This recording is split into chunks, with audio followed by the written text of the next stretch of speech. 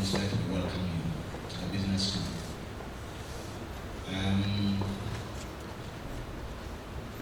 One of our key strategic trusts for the next 3 years is to enhance the kind of impact we have in our community. The business school wants to be useful to the community. And one of the things that this community requires more than anything, especially within the framework of how well people can do to themselves, is knowing exactly how to manage themselves, and especially knowing how to manage their finances. And so it's our objective that we would not only educate our own within the school, but also within the university and beyond. Even though I am the dean of the business school, I didn't study. My major was public administration. And I remember that the last time that I bothered to take a test on financial literacy, maybe Porto,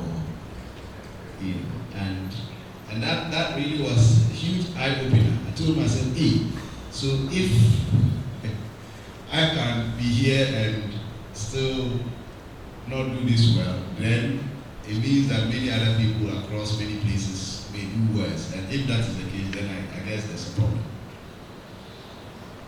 And so when we got the opportunity to partner the Financial Literacy Society, we decided that this is a great opportunity to provide some education to ourselves and to our staff. I hope that my staff will join, because within the university, we are on all fronts. The business school staff are much resourceful than the rest. So if you take every category of staff, if you take the managerial class across the university, those who work in the business school are better. If you take lecturer class, those who work in the business school are better. And it's not surprising. But even that, when you engage our staff on a daily basis, you understand the huge financial quagmire that people have put themselves in.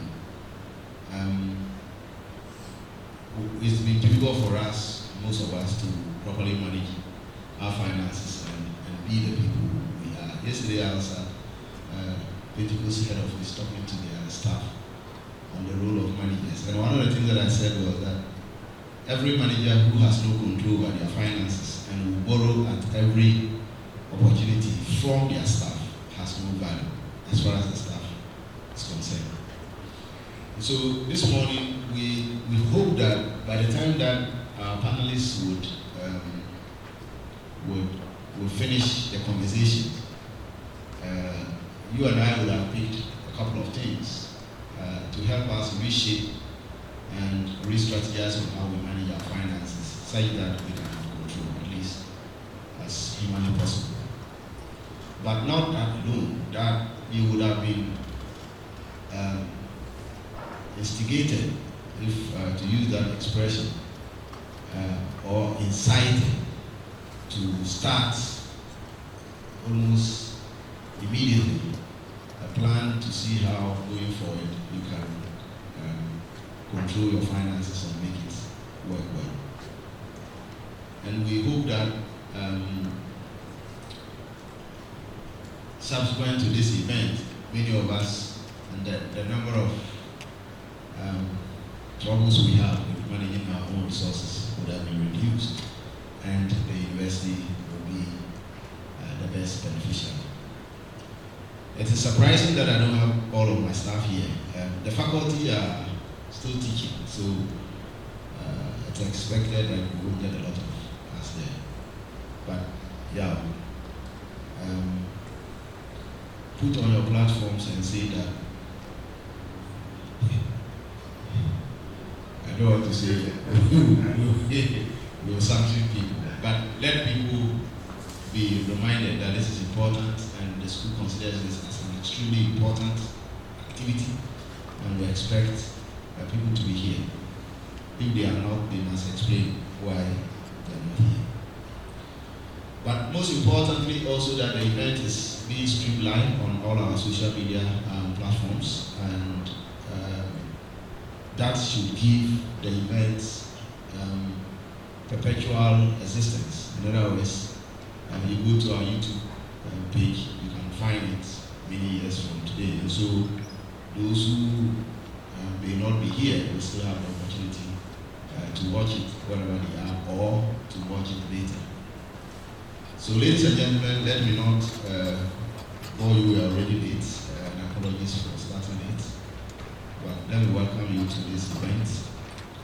Those who are our external friends, welcome to the business school. Stop by and pass around, see a bit of our school, share or leave some idea with us on how we can improve, because we are a learning organization and we are really excited to pick up lessons that will make us better.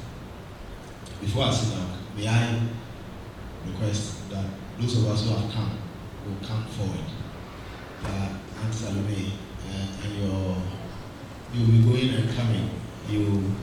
But all other people, please let them come forward. Let's come forward so that it's easier for us to take the images for the purposes of capturing the events on tape. It will be advisable if you all were to come forward, so that those who come later will sit at the back. So ladies and gentlemen, please let's enjoy this session and take notes and ask questions. Thank you very much. We have a simple quiz we normally give out for such programs, so people can, within a short time, just assess themselves in terms of financial literacy. But what he said, he tried it, and he didn't like the results that he had. Most of us are in that situation. And so it is good we all partake and we all try to get some knowledge to manage our financial resources. Thank you very much. What we are going to do now is to have our panel discussion. So I will call on our panelists and kindly come up stage so we can have that short panel discussion on the, let me pull this. Sorry. The panel discussion is going to be on the foundation of financial awareness. So all that the discussion will do is to walk us through quickly through this infinity sign, which we are all going through knowingly or unknowingly. You might not know it, but trust me, irrespective of who you are and what you are doing, this infinity sign is something that we are going through. And so the panel discussion will quickly walk us through the infinity sign, after which we'll have the presentations from the keynote speakers. Okay, so I will call on the members of the panel. Quickly, we have, okay, Mr. Peter Kudasari is here, so he will not take his seat. We'll sit down upstage, and then we have Mrs. Doris Ayati, so please kindly come up for us. And please can we clap as she comes out. Thank you very much. We have Mr. Gilbert Adu. Mr. Gilbert Adu, please come up for us. Mr. Gilbert Adu is coming from Deloitte, and Deloitte is into assurance, they do auditing, they are into tax, and they are into other areas of consultancy, etc. Okay, and then I have a fourth person. Okay, thank you very much, and then myself. Thank you, so thank you very much. Yeah. Okay, thank you very much. So these are two major blocks. We have the getting organized and then the financial planning aspect. And it takes us through 11 sub-blocks. And trust me, all these 11 are things that we are going through either knowingly or unknowingly. And so, it is in order that for us to appreciate our financial plan, quickly go through this. Thank you very much. Peter, back to you. How do we get organized to kickstart the whole process of personal financial management? And I want to be here, right? So please just let me be here so I can coordinate the discussion. Thank you very much. Okay, thank you very much. Managing personal finance is more complicated and more important than ever. We are living long. We cannot attest to the fact that inflation is rising. Now inflation is 31.7%. So in order to plan your finances and leave a legacy, we think first and foremost you need to get yourself financially organized. This is where you assess your true financial situation. So think about your financial documents, getting your paperwork in place. Think about your net worth, your actual financial position, your cash flow, how money comes to you and how money leaves you. You need to be aware of that. And also your employment benefits. So this, if you are able to put all this in place, then you are getting yourself financially organized. Thank you very much, Shanice. Peter has given us an idea of how we need to get ourselves organized. But then within the organizing space, there are a lot of paperwork that we need to do. You see, what are some of the paperwork? Do you have an idea of where your checkbook is? What about your ATM card? What about the last time you bought a television and you're giving a warranty? That insurance product that you bought and you're giving a policy document. Do you know where it is now? Many of us have some of these policies and investment evidence in terms of the receipts, but we have just, scattered them about. The question is, if there is an emergency today, and you have to go for such a document, do you have it at a central location that you can easily follow? Can you call somebody up and phone and say, okay, go to this side of the room, under the table, between the table, under the side, beside the side? Works are very, very important. We buy televisions, we are giving warranty of a year. We just come and then we just put on television and we just have the warranty evidence. So we don't even follow up. But that is an indirect financial resource because we don't know that in the next 8 months, that blender that you bought may have a problem. Now, if you are not able to present the warranty, that paperwork to support, you'll be taxed to pay money. Because you could have used that evidence to cut down on the cost. Paperwork are very, very important when it comes to personal financial planning. Many of us have bought land, we bought assets. The paperwork, you don't even know where the paperwork is. So where is the evidence if you cannot show the paperwork? Thank God today, because of technology, many of these paper evidence are becoming more of electronic. But still, we need to know. 2, we should not be the only individuals who know. At least within our families, we have individuals that we can trust. So even if you want to hide, there will be 1 or 2 individuals in that family setup that you can trust. Tell that family member that I have bought this insurance policy. Let somebody in your family be aware. Because we don't know when an emergency will show up. Just about last year and this year, Bank of Ghana came out with a circular that all dormant accounts should be transferred from the banks to the central bank. Why are they dormant? Because the individuals who open this account for the past 2 years or 3 years, they have done no transactions on this. And these accounts are not zero balance accounts. These are accounts that have, some of them have huge money in it. They have next of kins identified in their documentation to this account. But the question is, are these next of kins even aware that these individuals have these sums or these assets? For many of them, the answer is no. So until somebody from their family, assuming they are deceased, or assuming they are having even a mental problem and they cannot remember, until somebody from their family makes a case, trust me, those monies are gone and gone for good. Are you getting me? So the thing is that we should have our paperwork, but we should also at least, people we trust, let them know. So that if something happens, these individuals can quickly come in and then help us. Paperwork is very important. It's about your insurance, it's about your ATM card, it's about everything that has got to do with the evidence that you must have to show.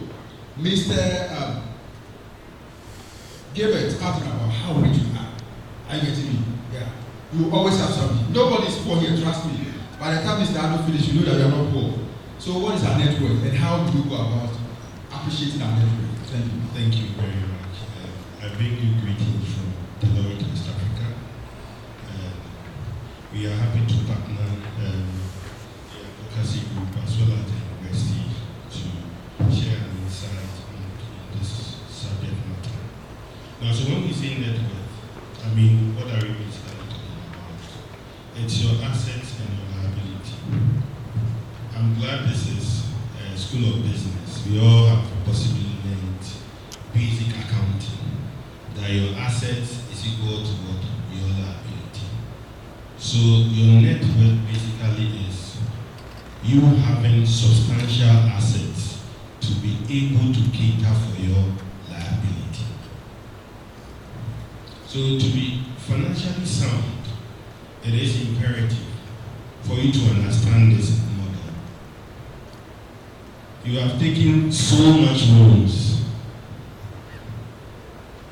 How much of these loans have you been able to convert to assets? Such that the returns that this asset could provide will be able to help you manage your financial commitment in terms of what? Your liability. So I say, okay, fine. I have a lot of cars. Meanwhile, when you go to Stanchart, my name is there. Huge loan. You go to GCB, my name is there. ABSA, my name is there. So when we quantify the assets and we quantify my obligation, it outweighs my assets.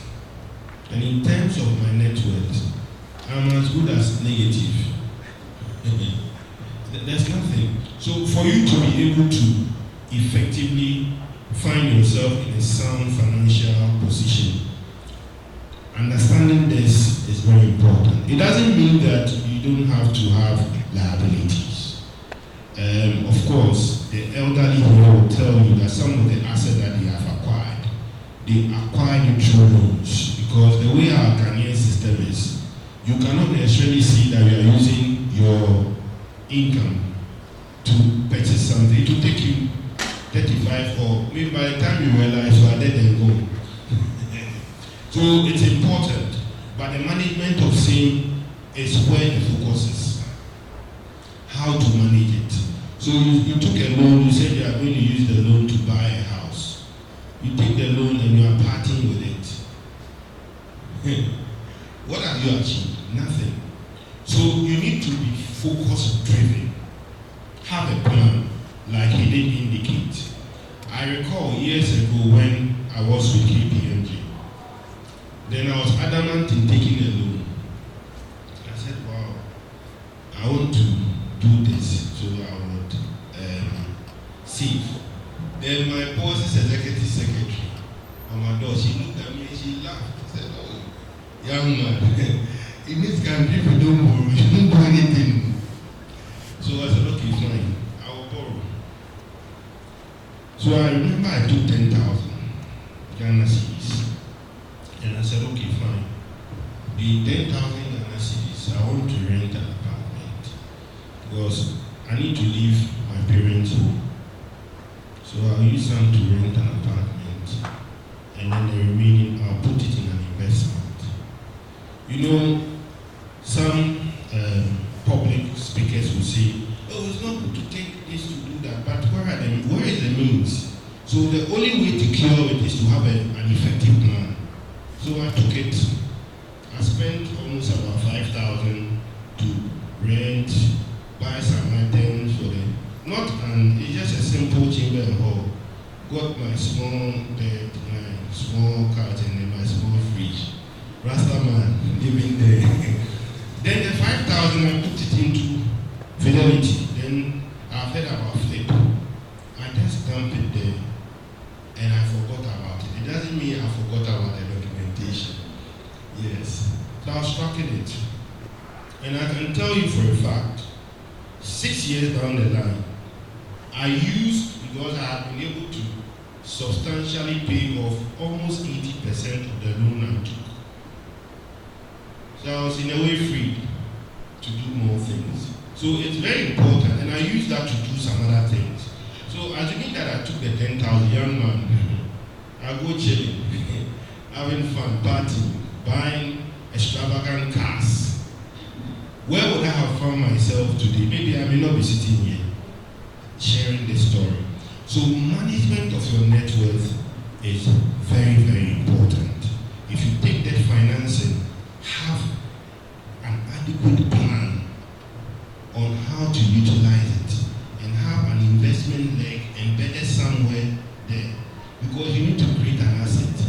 So you invest less than 10% of the loan, peg it to the tenor of the loan, and see that if it's for 5 years, you see what the power of compounding effect would have done to that 10%. Thank you very much. Thank you very much. What exactly is it that we need to be worried about, and how should we go about managing our cash flows, which is point number 3 on the Infinity diagram? Okay, so when we say cash flows, it's all about how you manage your expenditure. Because on a day-to-day, you need to spend. Incomes will come in, and when the incomes come in, you need to turn the incomes around to be able to also be either in business or stay as a sound individual. Assuming my salary comes and I put it in my pocket, when I was coming here, I drove to this place. Of course, I won't put water in the car. I'll have to buy food and put it in the car. So basically, cash flow is looking at your cash management. Now, if we say to situate it into the context of the corporate world, we then look at your investing activities, your operating activities, and your financing activities. So taking it from the perspective of your investing activity, what kind of investment vehicle have you invested in, and how are you managing it? The outflow is the investment, but the inflow is the return that comes from that investment. So it's in and out. Now, from the operating perspective, if I'm an organization, I mean, we have water on the table. We need just clap for this water to come. But of course, in as much as we need water, we then have to make a projection. Okay, this program, we have 4 panelists. We are not going to serve everybody here water. So we don't need to buy a box of water. We may need to buy half a box.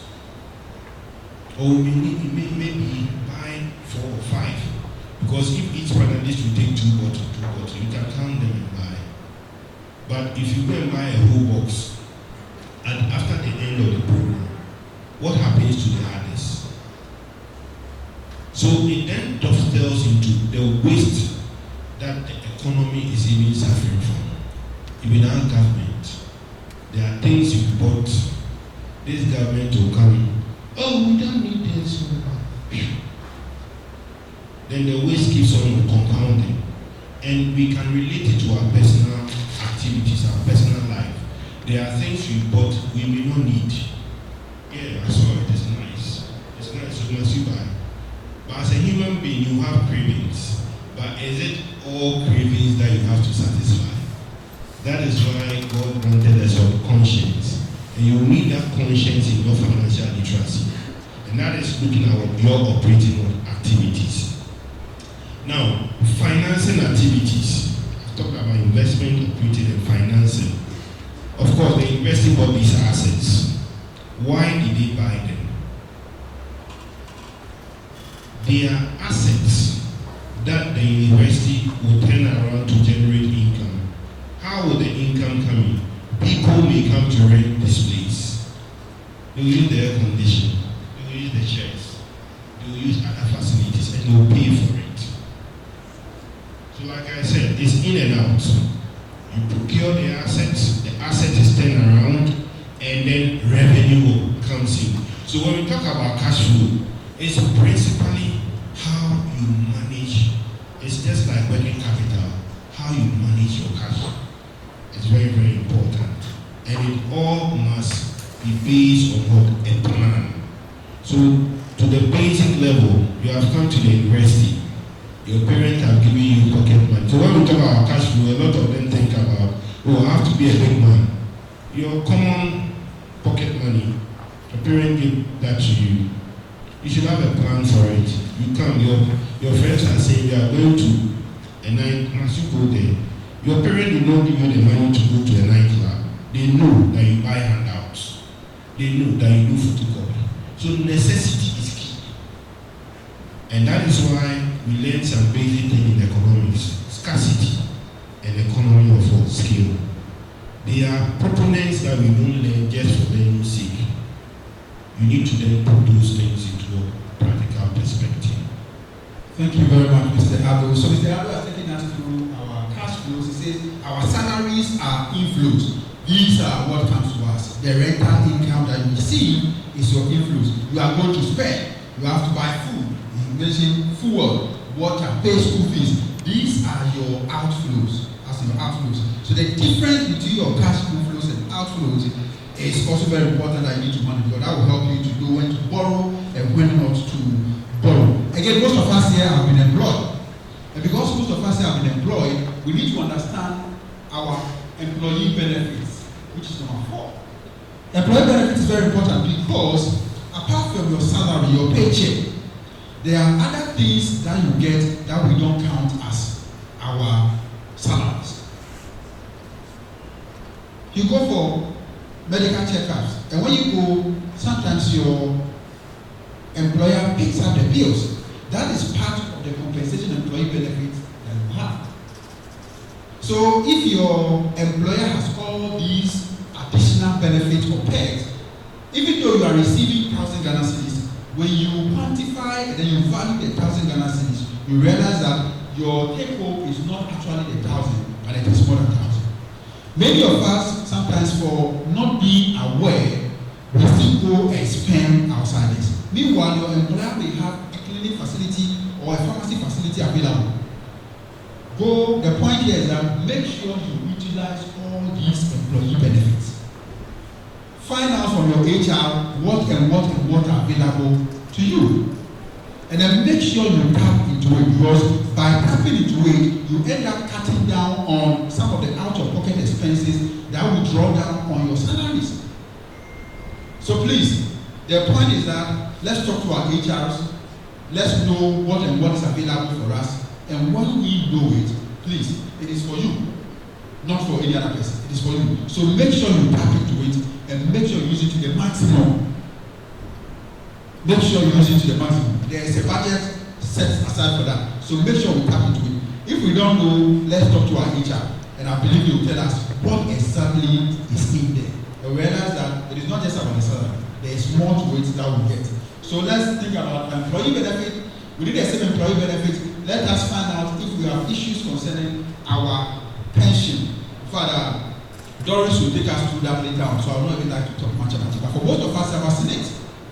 If it's not about Senate, it's about who's.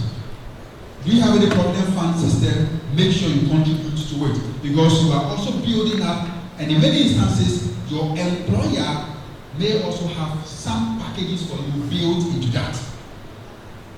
We need to find out. And when we find out, we should take advantage of that and make use of that. That is the short one that I can present on employee benefit, because we quickly have to go through some of the things that we have on the chart. Having done that, one must also think clearly about planning. So how do you plan at all? Mr. Petanyaku, can you quickly take us through the essence of planning and what the goals are for us as we plan? Okay, thank you very much, Dr. Benjamin. So after getting yourself financially organized, after your paperwork is in place, after you know your assets and your liabilities, that is net worth, after you know how your money is flowing, then you have to plan your finances. So when you talk about financial planning, it should be comprehensive. It covers your entire life. So this is where you start planning towards financial independence and retirement. This is where you start planning towards major expenditures before you purchase a car or something that costs huge amount of money. There should be some forward thinking. You should plan before you do that.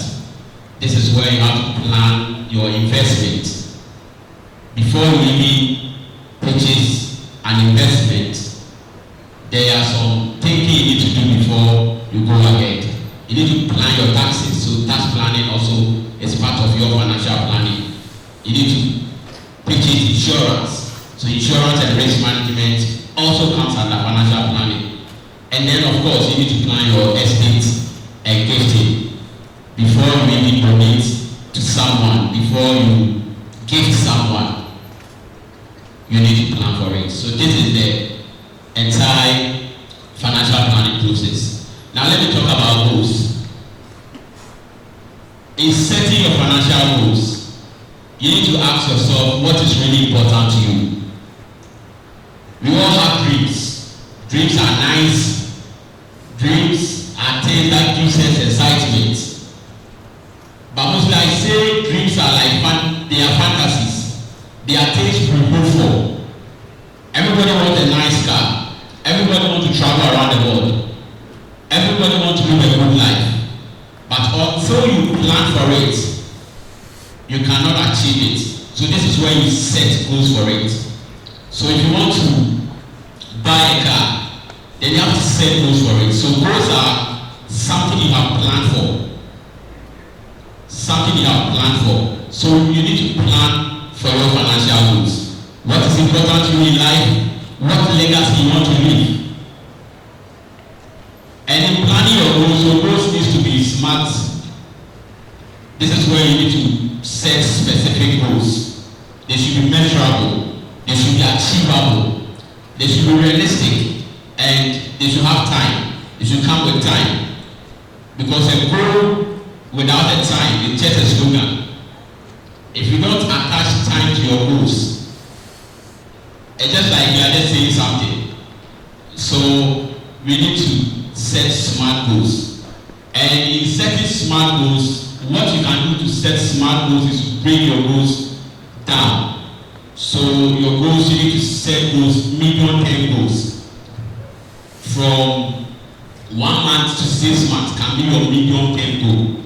After 6 months, let's say a year, can be from 1 month to 6 months can be your short-term goal, Then from 6 months to let's say a year can be your medium-term goals. Then you can also set your long-term goals. The legacy you want to leave in this world can be your long-term goal. So in working towards your long-term goals, you will achieve your short-term goals, you will achieve your medium-term goal. So let's say you want to be the president of Ghana. You have to start by becoming a politician. And one requirement for you to become a politician is to get a law degree or something. So your goals needs to be in transition. Have the future in mind, but you have to start from somewhere. So in setting financial goals, you have to follow the same principle, because financial goals is actually life goals with financial implications. Financial goals are life goals with financial implications. Because you want to become the president of Ghana, you need to go to the law school. And for you to go to the law school, you need money to accomplish that. How much do you need? So it comes with financial implication. So let's know what is important to us. Let's set smart goals and let's break our goals down into short, medium, and long-term goals. Thank you very much. So the goals are 3. We have short-term, medium-term, and long-term goals. We should do that, and that will help us to plan the entirety of our lives. Mrs. Ayati, can we ever be financially independent? Can we get to the point where an individual can say, I am financially independent, and for the rest of my life, I am not going to work? Number 6 is about financial independence, in other words, retirement. Whether compulsory retirement or voluntary retirement. Can we have a financial independence? Thank you very much. I would like to start my submission with a quote from Robert J. Schiller, and he says that finance is not merely about making money. It's about achieving our deep goals and protecting the fruits of our labor. It's about stewardship, and therefore it's about achieving the good of society. And I'm starting from here. Very happy to be here. When I was invited, I was thinking that, I'm coming to business school, and I know I'm engaging with staff of business school where I used to be a student. So that presupposes that the world has a lot that it teaches us in addition to what we pick up from here. And what I have learned since I left here when it comes to financial independence is that yes, financial independence is possible to attain. And I have come up with what I call the different levels of financial independence. So it's possible to attain financial independence, but you have to be mindful of what level of financial independence that you are going after. Different people will go after different things. This is how I classify financial independence. There's level 1 financial independence where you basically are covering your expenses, hand to mouth. Warren Buffett says when the tide goes out, that's when you know who was swimming naked. So that's what happened with the lockdown example that Dr. shared with us. If you are just covering your expenses without a room, and that's your level of financial independence, you don't have to go to people to borrow to cover key expenses. And I know we'll be looking at major expenditure. So you are fine, so long as you don't beg people to buy your food to eat, you feel I have financial independence, that's your level. But maybe we'll say that that's the level of financial independence that the people at the very, if it were Maslow's hierarchy of needs, these people will be at the very bottom. Then we have level 2 of financial independence. And at level 2 financial independence, you actually have a plan. So that means financial literacy has kicked in. You've organized yourself, and you understand that in addition to being able to cover your expenditure, you should have a certain percentage of what you are earning today that is earmarked for things that will happen in the future. Because you can't always plan your recurrent expenses and say that this is all there will ever be to me. You also need to have room to grow. To have room to grow means that you are investing in something that is generating something for you. So you have investments that you are contributing to. That will be the second level of financial independence people can seek to go after. That's where you are future minded. The third level of financial independence to me is where you have choice. Where you have choice means that because of your future plan, now you have the laxity to determine that, oh, this year my vacation, this is how I want to do it. I want to oh, next year I want to go to Mauritius. Am I Mauritius? Let me use that example. That's level where you have choice to say, today I will eat imported cheap chicken. I will eat locally made chicken. It costs a little more. Where you can say, oh, today I'm not eating chicken, I'm eating turkey. Where you say, I'm eating not grilled tilapia, but grilled catfish. Where you have the room to make choices. You don't have to eat gobe because that is what is available. But you are choosing. That's another level of financial independence. And for me, the fourth level of financial independence I like to clarify and to share, and the final one for me is when you live in abundance. Abundance not because you have so many things surrounding you, there's so much clutter, no. But because you begin to see a new meaning of money, that it's only a means to an end. And you have this abundance mindset where you understand when money comes into your hands, you can direct it to where people most need it because you are sure that new money will come in. Where you don't stress, you don't sweat over where the next amount of money is going to come from. When you arrive at that point, then you have really arrived for financial independence. And then you have more control over your time. You can choose to rest and let go of money, or you can choose to be toiling at a particular time in exchange for money. Thank you very much. So there are levels.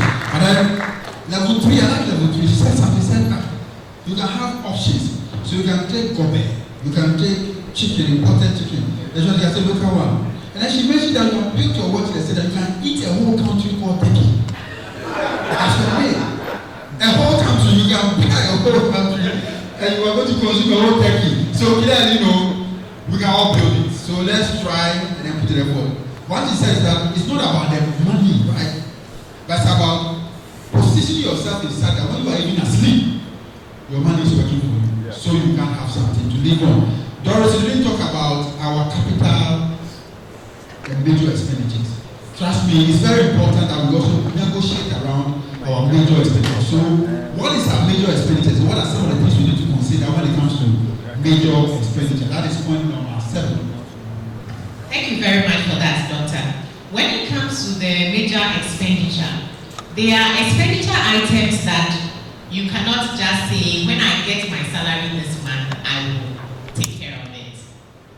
And it probably will take more than 6 months saving, which is the standard we recommend for your emergency fund balance. Sometimes it may even take years. And so think about things like your accommodation. I like to keep going to Maslow's hierarchy of needs. Our brother started off in a rented space. And I always encourage people that even if it's a single room on the corner of a land somewhere, better get that so that what you will be paying for people, you'll be paying to people as rent. And at the end of the time, you don't have anything to show for it, except the fact that you lived. So you want to think about your accommodation. Investment in housing is crucial. It doesn't have to be fancy because your children will go and live. Their dream house is not your dream house. Where you cited it may not be where they desire to be. So your housing is something that requires significant investment, and you can't just off the top of your head say. You may be living in somebody's apartment, suddenly they want to kick you out, or you may be staying in your employer's bungalows. Your retirement comes, you have to move out. And there are instances where you find yourself needing to provide shelter. While I make reference to your own property, you may have taken a mortgage with Republic Investment Bank or some other Ghana home loans has changed into something. You have an investment FNB. Thank you very much. You have taken a mortgage and you have to be paying it. That's an investment that is significant expenditure item. Then we also have, if you are in Ghana and you see that the traffic situation is such that for you to be able to move when you want to, you can manage your time better, you have to invest in a vehicle. Buying that vehicle would also be a significant investment item. And then college, university. For most of us, we probably have our first degree. We may want to have a second degree, and that is a significant expenditure that you need to plan and work towards. We also may have our own children's educational plan. They are going to grow, they will go to the university. How will you finance the university expenditure?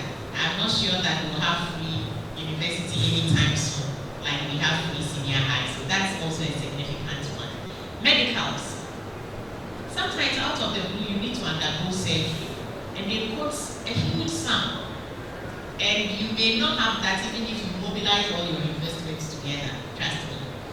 And so that's also a significant investment, expenditure item. And you need to be mindful of these things so that you can position yourself to be able to cover them. For example, when I talk about covering them, mortgage could be a good way to manage your accommodation. Having an insurance policy, medical, could be one that takes care of this future medical bill that you may not have anticipated. Let me finally add, being that we are in Ghana, that a significant expenditure item that you also need to be mindful of is rural expenditure. We are in a country where we bury our parents. And the way we go about burying in Ghana is not like even elsewhere in Africa. It's pretty expensive and you shouldn't lose cognizance of that. And it's another one that fortunately you might be able to cover with some insurance policy. There are many funeral insurance policies that you may take to help you cover that kind of expenditure. I think I'll just touch on this. Thank you very much. So we know what the major expenditures are, and Doris made a point that you cannot fund your major expenditure from your daily resources. It will never work. In other words, you should be able to anticipate what these major expenditures are and then plan properly for them. It's not something that you can just take your into your pocket for a thing. So let's sit down and let's identify the major expenditures and let's plan for it. Doris, before I will leave you for a brief, what about investment? I know you have a time with us on investment, but can you give us a gist of what goes into investment and what the right investments are for an individual? Just by mentioning them, because we know you have the times specified for investment. Okay. So thank you very much. I think when it comes to investment, what I like to touch on in this session is the fact that people will always come to me and ask, I have X amount of money. What is the best investment to put it in? And I'll tell them that I'm sorry, I happen to be a professional, so I can't say able unless we've gone through what we call a profiling. So I really understand it. The requirements is that we give recommendation based on your unique personal circumstances. No financial planning professional when they are sold will just tell you that, oh, go and buy 91 trading bill, it's the best, because our circumstances differ. So when you talk about profiling, what are some of the things that we have to pay attention to? When we talk about profiling and your personal circumstances, one of the key things we look at will be your stage in life. And I classify about 3 or 4 or 5 stages in life that will define your circumstances. One of them is when you are freshly out of college. I call it the dreamer. They have a huge appetite for risk because they are very young. They have their whole life ahead of them. If they went and got themselves med schooled, they have time to recover and save again. But if you are like me or my father who is 75 plus and going to retirement and you go and do that, how long will it take you to recover? And when you are at that dreamer stage, so many possibilities are there that you can pursue to quickly grow your wealth. You can take risk, you can take multiple jobs, you can eat gourmet, you can be eating your man as and when you like it. Even your body can handle that at that phase. So the dreamer has vast opportunities to pursue. And then we have the family man. Right on the heels of the dreamer is somebody that is at an age when they've left college a few years back. They are settling down.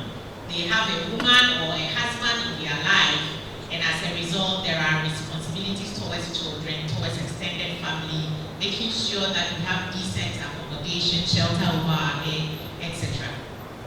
Over here, you want to minimize the kind of risk that you go for. So you don't have room to dabble in certain stock market investment, for example, and you want to look at relatively stable investment. But there's also the need for you to grow your wealth, because the children's college is going to come in the future, and other multiplications and expenses, financial obligation that will come as the father of the family or the mother of the family you need to prepare for. And so that's also the second stage. Then we have the third stage. The third stage is, I call peri-retirement. About 10 years before you go on retirement, you've had a smooth sailing, family is doing good, both partners have contributed, you've built a nest, but very soon you are not going to be working anymore. And you need to make sure that whatever investment you went after, your assets are in order and they are crystallized in a way that there aren't any dangers of losing them. Okay, so you begin to call home certain investment that had a longer term maturity. You avoid very long investment products, for example, so that you are rounding up and ring fencing what you are depending on. It's also a catch-up time. When you sit down and you realize that, hey, 10 years to retirement, I have gaps. For about the next 20, 30 years, I'll be living without any new income. What I have, will it be enough? That's the time that if you realize it won't be enough, you must quickly do something to cover you, to push you a little bit more. Even though you don't have as much energy as the dreamer to catch up, you still have to do whatever is possible for you.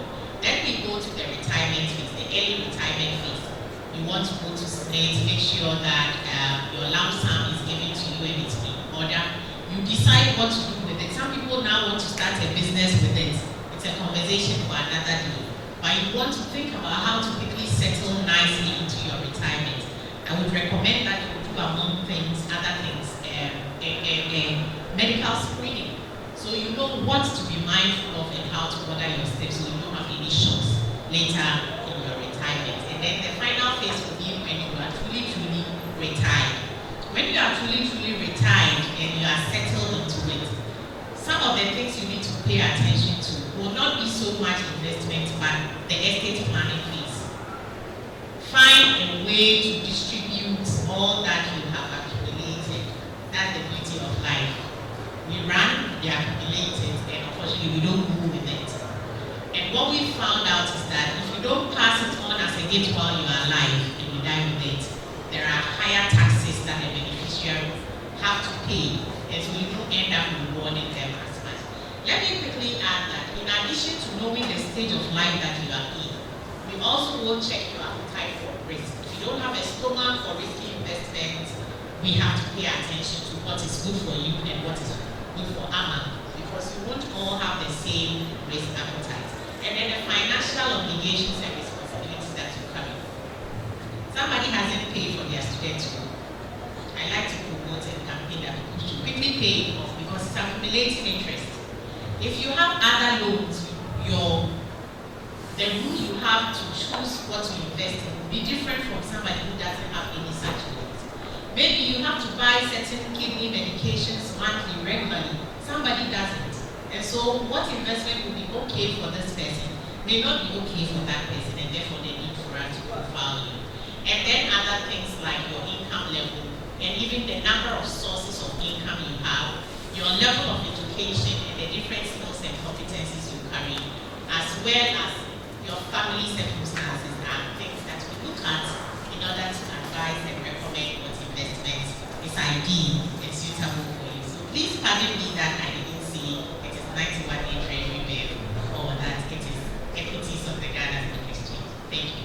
Thank you very much. So Doris said that no, it's about being individual specific in terms of what will work for you depending on your individual situation. That will then lead to a recommendation, and she cannot give a general solution when it comes to investment over our life or during our life. Tax money issues that we need to be aware of. Okay, thank you very much. I was happy when Peter said that to be financially literate, you need to also have in mind tax planning ideas. It's something that we have put on the shelf in Ghana. Why do I say so? Because of how we see resources being used. Nevertheless, it's an obligation you have to always plan for as an individual. Now, our employment income tax system is such that whatever you earn, you pay taxes on. That's how the law is couched. It said profits or gains. So the legal brains here, you see how broad it is. So there is no way of escape. But nevertheless, there are ways of planning around it. And it was mentioned earlier on about medicals. So like he said, you need to talk to your employers. You have medical facilities for employees. You need to ensure that you are benefiting from same, because in as much as all these things are taxable, there are certain allowances that you may get which are not necessarily taxable. One of such is medical, but it should not be something that should be given to you in cash terms. But once it comes in that form, you have to pay taxes on it. It is something that should be accessible to everyone. You may have levels within a university or within the organization. So if senior lecturers are going to Kolebu, all senior lecturers should go to Kolebu. If junior staff are going to 37, all junior staff should go to 37. There shouldn't be any sense of what discrimination. Okay. Now, there are certain reliefs that as an employee you benefit from. Unfortunately, they are a little bit nothing to write home about. Nevertheless, as an investment person, the one Ghana cedi matters. Although I have not applied for the relief, I must be honest with myself. But it's something we all must do. So having knowledge of it is very important as an employee. One of it is what? Marriage or dependency relief. It's 1,200 for the year. what you get per month, and it's upfront. So what do? You apply for it. You also have what we call child education relief, up to a maximum of 3 children, but they should be 18 years and below. And there should be demonstration that they are your kids. How do you demonstrate that? If you have child education, child birth certificates, you show all those things. You also have what we call training and development relief, up to 2,000 currency points, which meaning that 1 currency point is 1 Ghana cedi, so up to 2,000 cedis for the whole year. So if you want to do your masters, like she said, you have to plan. If you start it, you have a relief, but that training should be geared towards what you do. So assuming you are, let's say, doing accounting and you decide to go and do PhD in medicine, you can't get that relief. It should be geared towards what you are doing. Any training that you embark on should be geared towards that. Then we have what we call the mortgage relief for those who have taken mortgages. Thankfully, one of our colleagues took GRA to court. At first, you would have to then wait for the end of the year before you file your personal income tax return to take advantage of these reliefs. Hitherto that was the position, but when he took that to court, he won. So we could take this upfront. So if you've taken a mortgage, that is one house in your lifetime, and I'll place much emphasis on that for the HR to also have that in mind if you're an HR person. So once you're able to demonstrate that, that one is not pegged to a currency point. So if the deduction is 2,000, you get an upfront relief. So how does this come to us as a benefit? It reduces your tax base. And once there's a reduction in the tax base, you make some savings. So you can even plan with that. If it's 2,000, you can decide to put that 2,000 in some, you can then consult in some viable investment. And over the lifetime of the mortgage period, and you will see what you also get. Now we have what we call donation for a worldwide course, and it is something we don't normally take advantage of. But if you go to the advanced world, these are significant tax benefits that they always want to take. You hear them talking about foundations and all those bigger tax benefits for sale. We have such in Ghana. So if you could demonstrate that you actually made a donation to the approved government of Ghana items. And what are these items? One, donation to a charitable organization. And you know what would be described as a charitable organization. So if you go and give a donation to your church, it's not a charitable organization. Charitable organization should be charitable in a sense. So there should be documentation to support, say, if you to make donation to scholarship schemes, to development of rural and urban areas in your community, sporting development in your community, and any other worldwide cause activity like donation to the corporate fund. Government set up a corporate fund. If you are able to demonstrate with evidence that you did make a donation towards such venture, you would be granted with a deduction on that. Now, she did touch on pensions. Pensions is also one of the relief we also get. That is why when you take your payslip, you see that you have your basic salary. Then they take out the pension that you have contributed before the taxes are calculated. Maybe you may be wondering, why do they do it? It's because the Pension Act mandates that we have up to what? 35% relief. And that 35% relief is not to you alone. It is to both the employee and the employer. Because the employer makes a contribution and the employee also makes a contribution. and they both get deductions for that. Now, out of the 35%, 18.5 is mandatory, but 16.5% is voluntary. And that is what we call the tier 3, the PFs that you have. You also take deduction for that. But these PFs, maybe the university may have its own in-house managed PF scheme. You should get approval from the NPRA. If you do not have approval for same, you then cannot take advantage, both at the corporate level if you are an organization and also as well an individual. So the key thing is that NPRA should have approved. It could be company managed, or we have the likes of Petra and other organizations that also do that. So on a higher level, these are some of the reliefs that as an individual you should have knowledge of. The question is, why should you have knowledge of sin? And that takes us into what the subject matter, financial literacy. There are somewhat cost savings that you make, which you can put toward investment vehicles. Thank you. Thank you very much for giving us a lot about tax. In fact, the area of tax is sometimes not so clear, but I think that maybe another time we need to have a whole discussion on tax so we can take advantage of what we have in there. You know, if you are going to work for 25 years and you can manage your tax, that is free money coming to you, and like you rightly said, can invest during your lifetime, and that adds on to what you will build as far as your investment nest egg is concerned.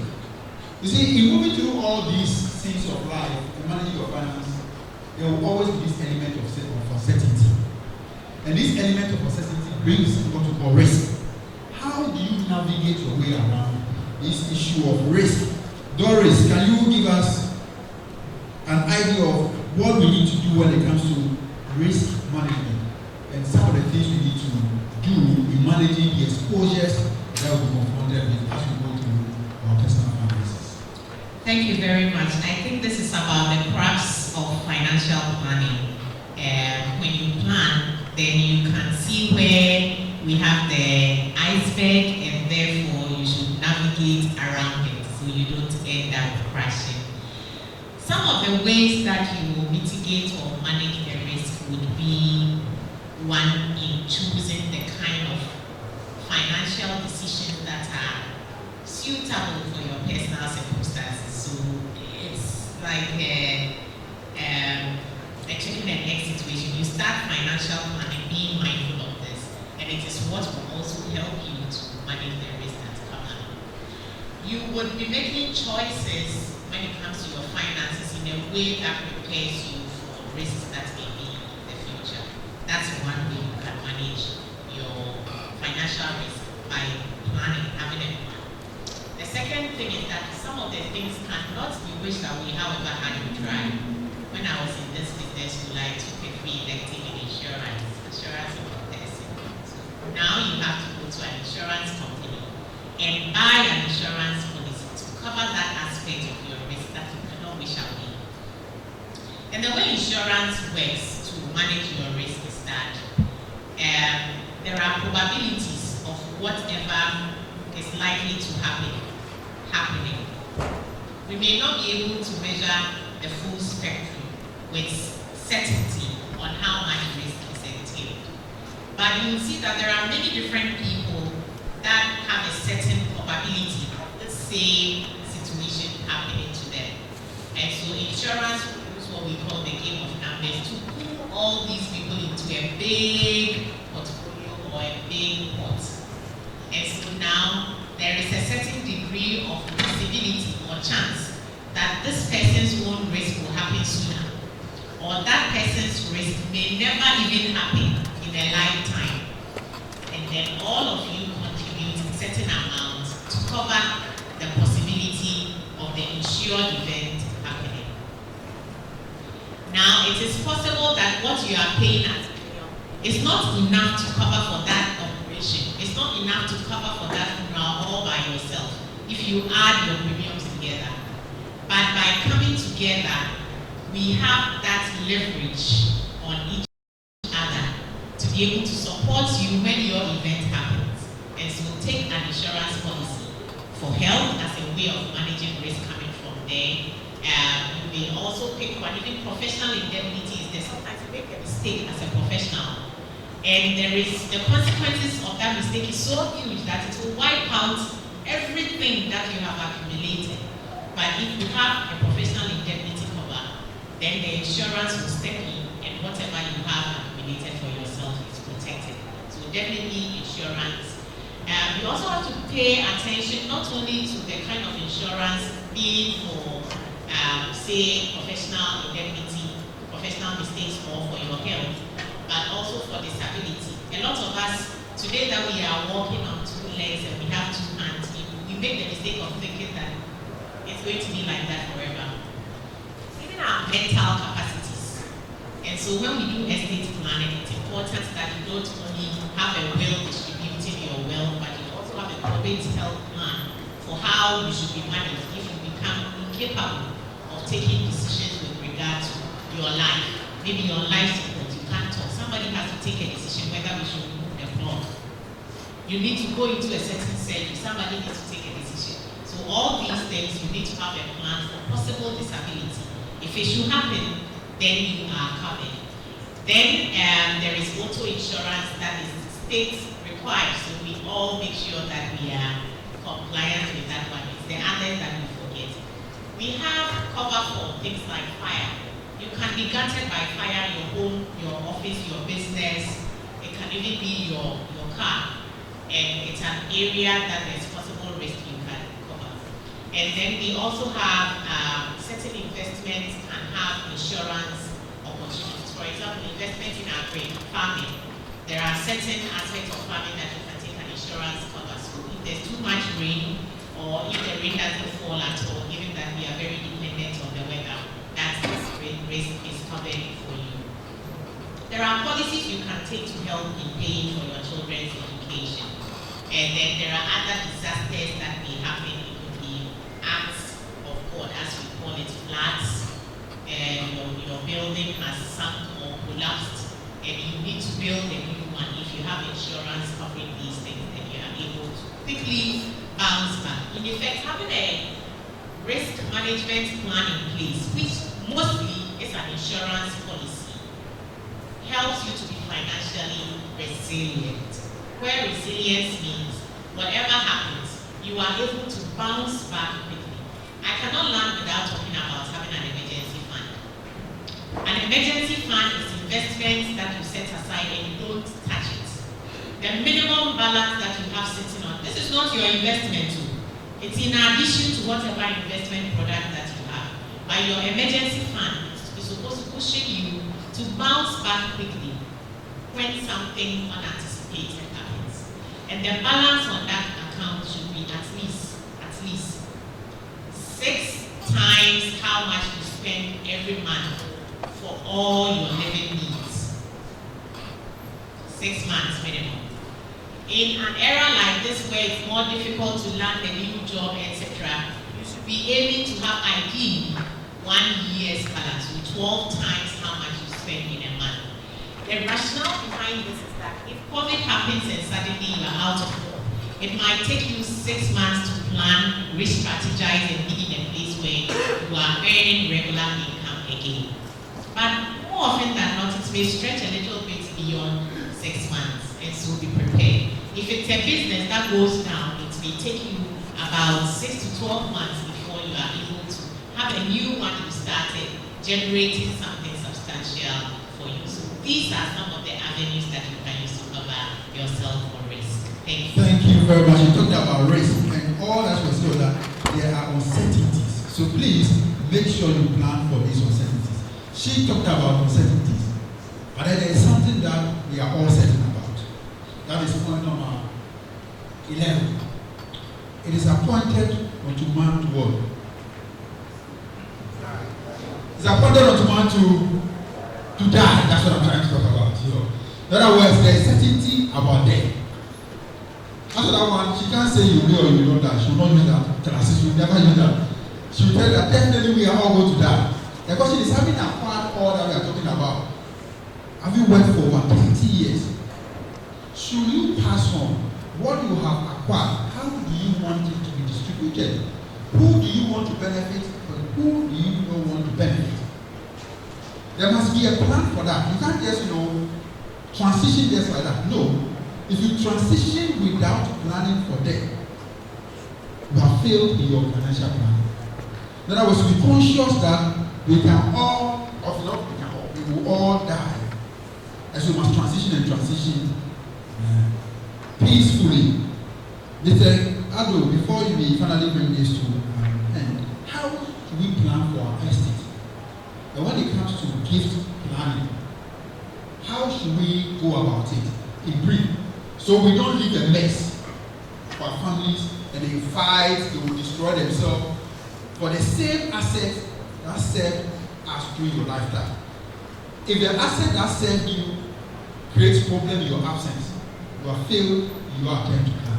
The way it served you, this asset should also serve you so that can go to the behind. So Mr. Ado, when it comes to estate and gift planning, not as meditation we need to think about what we should do.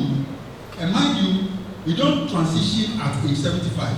You can die at any point in time. So when it comes to estate and gift planning, all of us here should be having now, whether you're a student or not. Don't make a mistake that you don't have anything. If you think you don't have anything, leave your phone here, walk out, and see whether you can meet your phone. You have something. So you need to start. Thank you. Thank you very much. I think that one thing really resonates with me when Joyce, right? Doris, yes, was giving a presentation, which is insurance. And it's something we all have to look at. But having looked at all these, it's geared towards acquisition of assets. Now, having acquired the asset, how do you even protect it? There are some of us here, we have lands that nobody in your family knows that you have a land. The documentations may be with someone that nobody knows about. You may not have even done a deed of gift to even transfer that asset, at a basic level to someone, a common deed of gift that will say that, okay, I've given this to this person. So let me share this story with you to end the conversation. My grandmother had a land at Ugbs Gardens. So she called myself and my brother and my mom, and she was like, oh, this land, I'm giving it to you and your brother. But then I was in the university, so I told my grandma that we need to call the entire family. So I said, okay. She never did that. So when she passed on, then an auntie came and was like, my mother has a land at Ugbs. We need to follow that. I was like, what I told my grandmother is what has come to pass. So documentation is key. To them, even in the olden age, you call the family, you give a snap or something, everybody sees it. So even if there's nobody there, so someone could even say that maybe myself, my brother and my mom went to strangle the old woman's neck for her to say that she's giving it to us. So eventually we lost it. But I normally like going personal sometimes when we meet on certain meetings because there are realities that are happening. We have the document. Who has knowledge of it? Where is the land? It may be a land, it may be a house.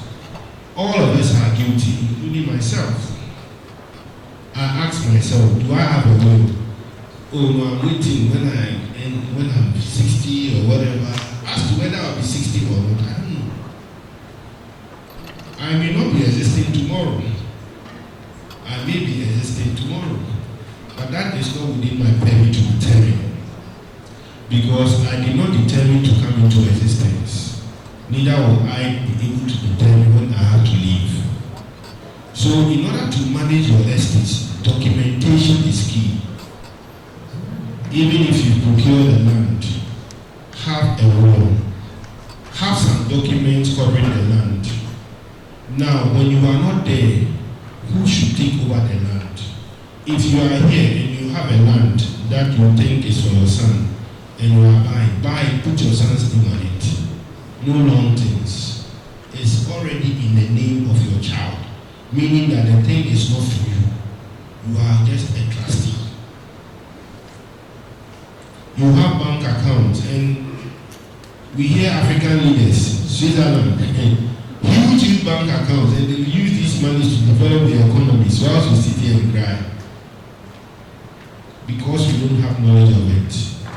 So, in as much as you may want to shroud some of these things in secrecy, you should have a trusted friend. You can have a lawyer whom you can then renege some of these obligations to. And when you are not there, the lawyer will come and see to the execution of some of these things.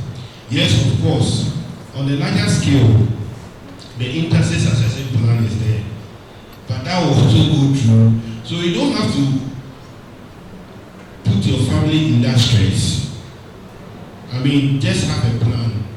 Just have documentation to support your estates. If you want to give a gift to someone, there's a deal of gifts. Make sure there are witnesses around to also attest to the fact that indeed this asset was given to this person. Of course, I know how spiritually Ghanaians we are. Oh, if I do this, oh, yeah, the wish confirmation brother. So you need to ensure that every step you take, there is ample documentation. The houses that you have, there is documentation to cover same. If you have 10 houses, there are documentation to cover same. There is a lawyer that you are dealing with that will handle all these assets, so that when you are not there, the lawyer becomes your executor and ensures that it is distributed in an equitable manner. And it goes to all of us as well as myself. It has to start now. Thank you. Very much. Thank you very much for the presentations that we've heard so far. Interesting enough, we've gone through all the 11 pointers and the two major ones, which are the getting organized and the financial planning aspect of the FA Infinity side. This is basically what we are all doing directly. We are going to do this throughout all the stages of life and go through. Many a times we tend to ignore some of them, and when we are hit by issues, it becomes a problem. It's a pragmatic, systematic approach to summarize our personal financial management. You may see from the personal level, but then from a corporate level, these are the major blocks that goes into management of corporate financial resources. Thank you very much, resource persons. We are really grateful to you for the time that you spent with us here. And if you have questions, this is the time for us to ask the questions as we work on the next presenter slide to come and talk to us from EDC. So this is question time. Show by hand, and our resource persons will respond to your questions. Can we give them a hand of applause? Question.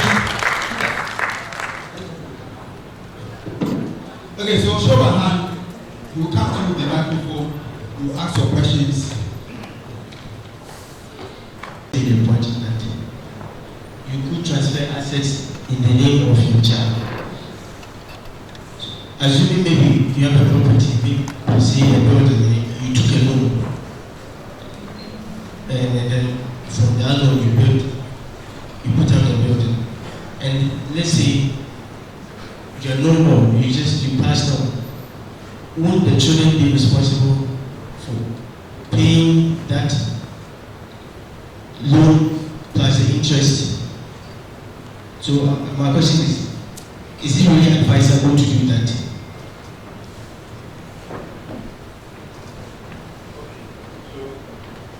Hello? Okay, fine. So I'll start from Genesis in the Bible. There's a reason why God created Adam and Eve. And he said that they should work and God procreate. So in the scheme of things, God knows that one day I may not be there, you may not be there, but what you have started should continue. So if you are transferring a house that you bought on mortgage to your child, it means that if you are not in existence, that liability must be fulfilled. Now, State Housing Corporation, and the elders here, they know what I'm talking about. If you go to Nansoma, North Kaneshi, and those State Housing Corporation, all those houses are built by State Housing. And I can tell you for a fact that those who bought those houses, almost 98% of them are dead and gone. But there's an embedded liability because the houses is built on lands that belongs to what? Chiefs. So at the end, and it's being given to you for a lease period. And when the lease ends, some of them are 100 years, 60 years, when it ends, those who inherited the property must go and what? Renew the lease. So it's not about, is it prudent to do that? It's an asset you procured. And you use some liability to finance the asset. And within the context of continuity, that obligation and the benefit inherent in the asset must also be fulfilled by whichever party that you bequeath that asset to.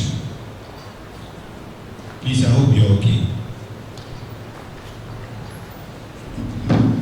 Thank you very much. The next question.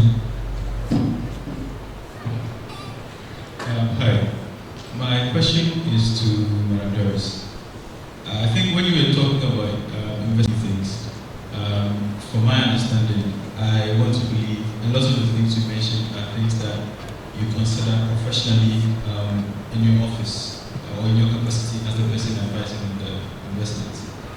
But I'd like to ask, is there like a checklist for any individual to follow, so to speak, to then assess yourself even before you go to a professional like yourself to say that I think I'm ready for investment? Do you have like a list of things that anybody should consider or everybody should consider or think through before you think that you're ready for investment?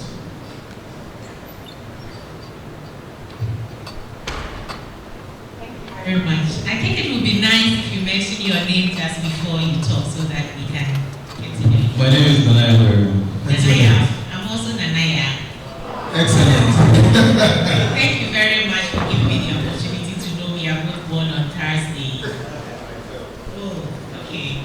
Maybe we can begin concluding Thursday was like financial matters. And today is Thursday. You see that? Thank you. Thank you very much. Yes, very good question. You see, because investments are your sweat, your toil, and your blood, you realize that there's a special regulator put in charge of making sure that the interest of the person investing is protected. In this case, we have the Securities and Exchange Commission. In Ghana, elsewhere, it's the FSC or something else. And if it is banking, we have the Bank of Ghana also sitting there. Now, on the side of investments in particular, which is looking out for the interest of the public, it's a requirement that the professionals that serve you walk with you through this conversation. So the checklist is usually there in the institution. Some institutions may be in too much haste to collect your money into the portfolio they are managing because there's management fee, which is really small if you compare it to how much of the returns they give back to you. They may skip the steps, but any credible institutions, I'm sure EDC is here, they probably will touch on it, would have a checklist that they will ask you questions so they have an idea. Now, oftentimes when some customers have walked into the investment house, they are also in a hurry. Oh, my friend Asumesi said he did this, and the returns were very good. So they are not listening to you, the investment professional, as you try to walk them through this checklist to make sure that whatever they are signing up for, which is required by the regulator that we do, is suitable for them. But they won't hear any of it. Oh, my friend Asumesi Nanaya did this and it was good. So we need you to be mindful of this. And I think the checklist that you can come to us with, that will be in your best interest, that you come with an open heart, open mind, and be transparent enough to tell us the honest truth. Okay? You come, you let us understand your circumstances. You are disclosing as much as possible. We are bound by confidentiality in all those institutions. So we don't go talking about it. Do you see the Nanaya guy who came here? He works at University of Ghana Business School, and he said he has this, and this. And no, it doesn't happen. So feel free to let us understand where you are coming from. I have a loan here. From X date, I will need to start servicing that loan. I haven't paid my slate student loan, and it is on my head. And I'm looking at, so then we are able to recommend, have you considered this? Have you thought about that? You end up in what will be in your best interest. In your family, you are the only, it's a one-income family. You are married with children, but only one person is currently bringing something home. This is material with regards to what percentage of your investment. We don't want you to be investing all your income so that you have to beg to eat. We are mindful of all these things. And so when you come and you are very open, and you are asking questions and you are responding to the questions patiently, and you are not insisting that, oh, Osmesi went to invest here, in 2 weeks' time, the money doubled. So I'm looking for that investment you have here that will double for you. You don't know how much appetite for risk that person has. You don't even know their level of financial literacy. They are invested in some derivative, and we cannot explain it for you to understand. If you can't understand an investment product, please don't invest in it. Because you can't calculate and estimate your risk properly to cover it. Okay, so I hope this helps. Come let us know all that you have and your objective. You must have a reason why you want to invest. Financial goals is something that I often, when I interact with, I ask you, you have a career plan, you want to become CEO by next date. What is your financial goal in life? And sometimes we have none. So you have a financial goal, this particular season or investment decision, this is the objective, to contribute towards that ultimate financial goal that you have. Then we are able to provide you the options and possibilities for you to choose what is most ideal for you. So have a stock taking of where your inflow sources are, know what your obligations are, people that you need to be paying something to, and have a good awareness of your personal circumstances so that we can support you to get what is best for you. Thank you. Exactly, your expenses are, that is what she presented there on a cash flow. Then from there you can do the investment. The next question. Okay, thank you. Thank you very much. My name is Landry Eddie. I want to take us back to the level of financial independence, the very low level. Okay. Let me put up this scenario. Assuming that I am a messenger in an organization where probably the salary that I'm earning is so big, and we are in a country where the system does not actually permit or allow me to also engage into other activities that will probably give me more streams of finances or income. How do what is the possibility for me to be able to migrate from that low level to maybe the next level, even the third level? How am I able to engage in some of these insurance policies that you spoke about? In that little salary that I earn does not actually is basically for probably my transportation of food. What are the possibilities that I can do from? The name again? Landry Eddie. Landry Eddie. I hope I pronounced it right. Eddie, E-B-I.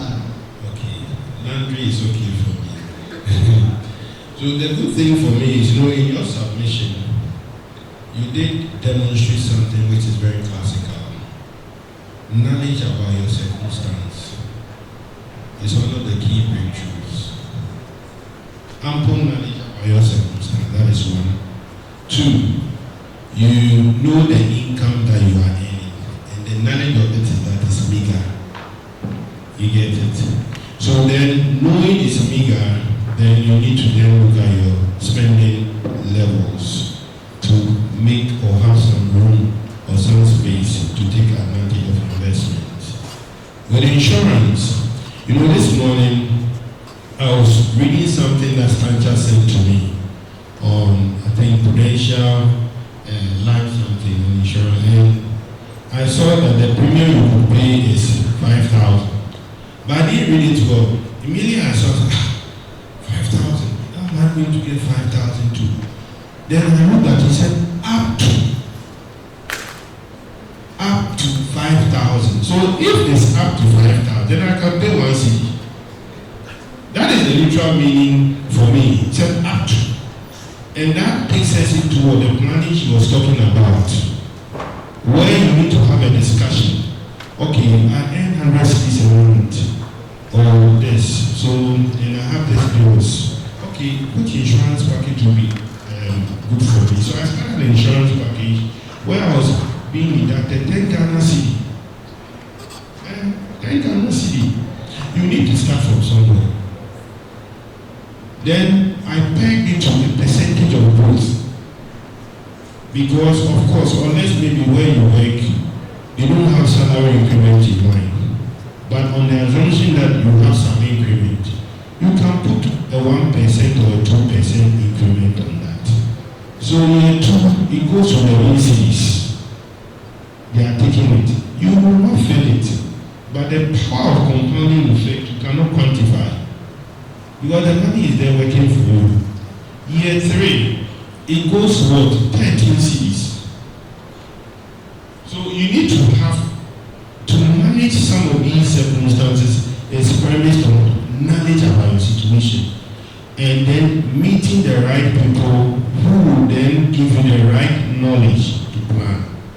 And you can walk into any of the institutions, but I was happy she did emphasize on something. Sometimes they are just interested in the cards, the commission and all, so they will not necessarily walk you through it.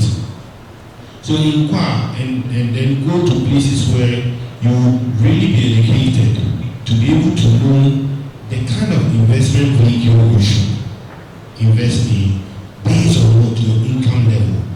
So if you have a rich person investing in this, and then you say you are unfavorable, in no time we may find you at the social media. So, like the couple examples she said, and she reminded me of my days in school. And you go, people are going to the cafeteria, rich dad, poor dad. They are going there. You know the money of your father and mother. So go to Kobe and make some savings. But if you want to show off, so if you go to the cafeteria, in no time, thank you. Thank you very much. The next question, we have the next question here.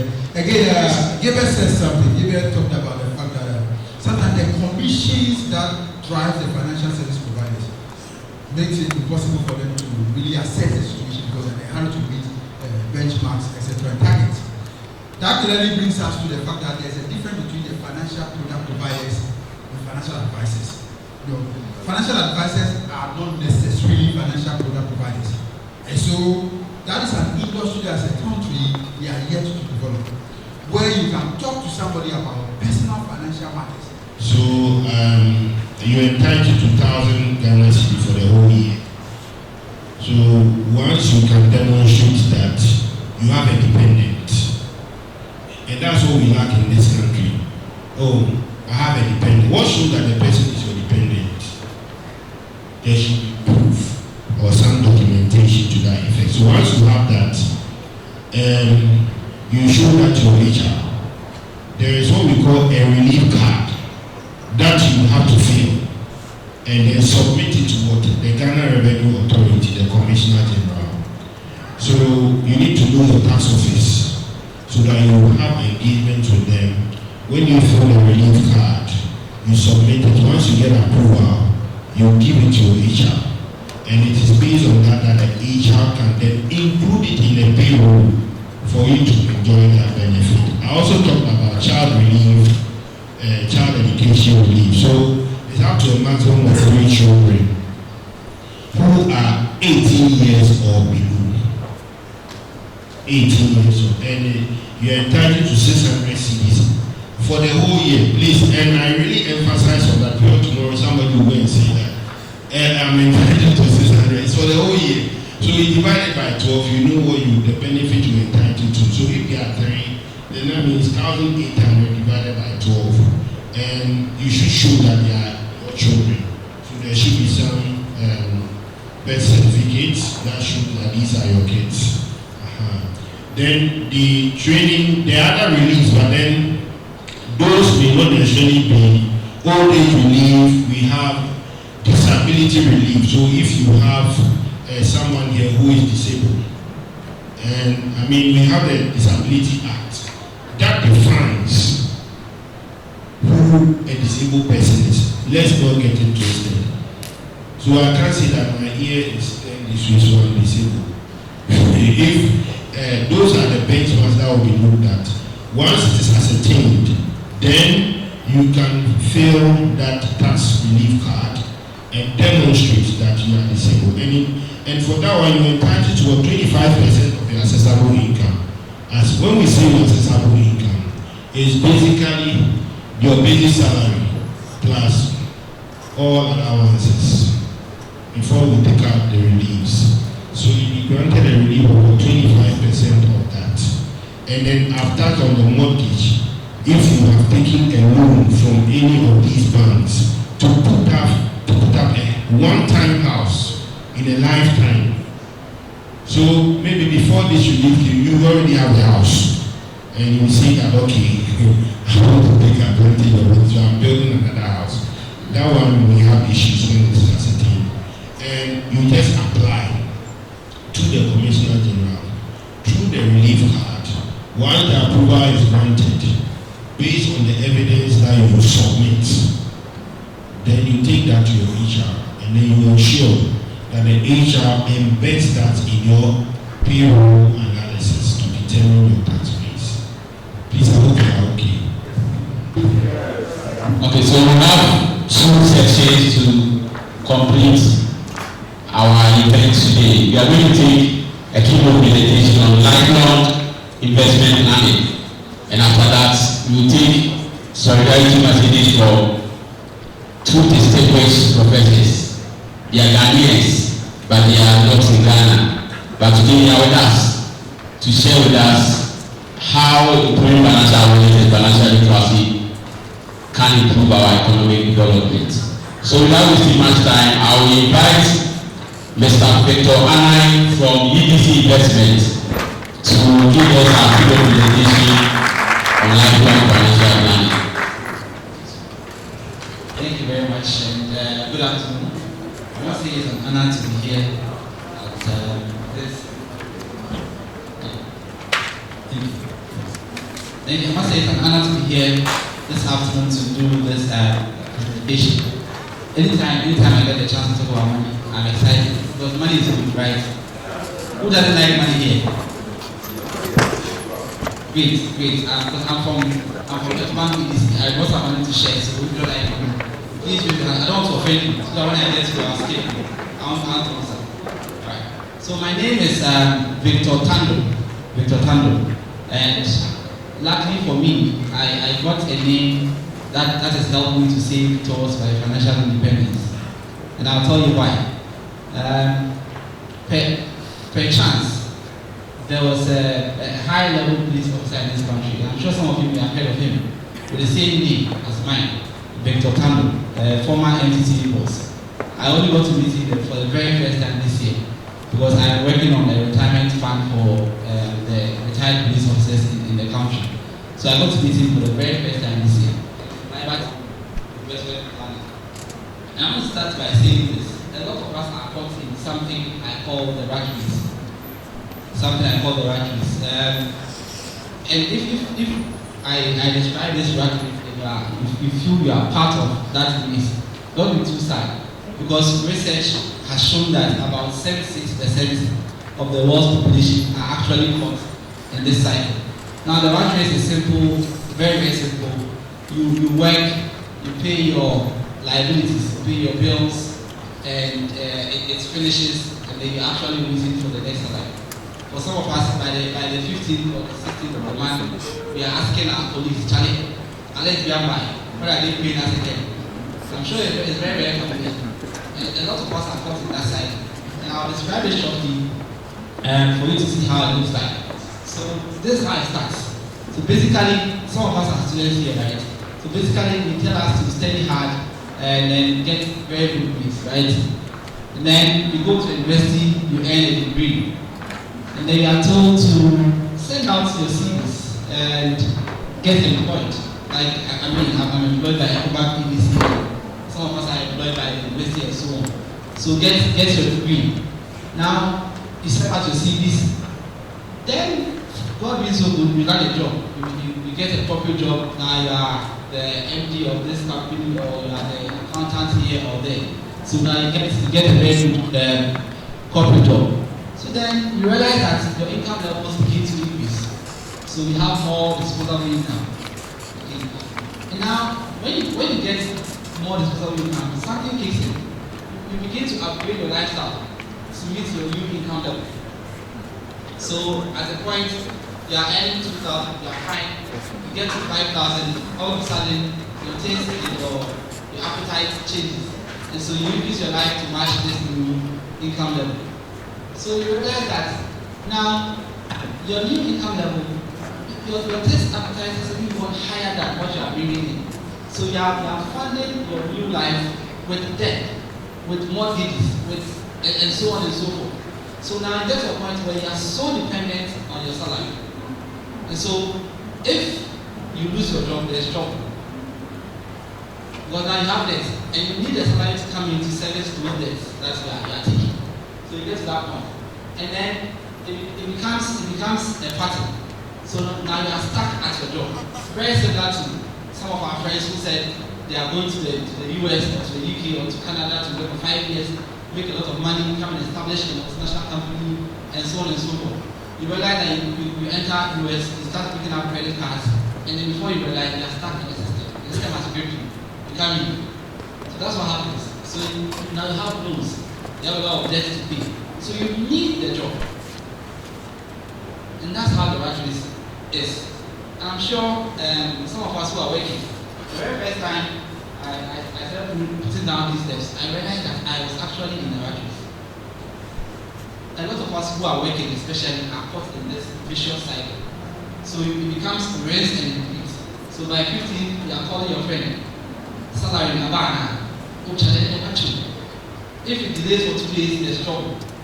And I'm sure now it's coming home. A lot of us are beginning to have that picture, that mental picture of what I am describing.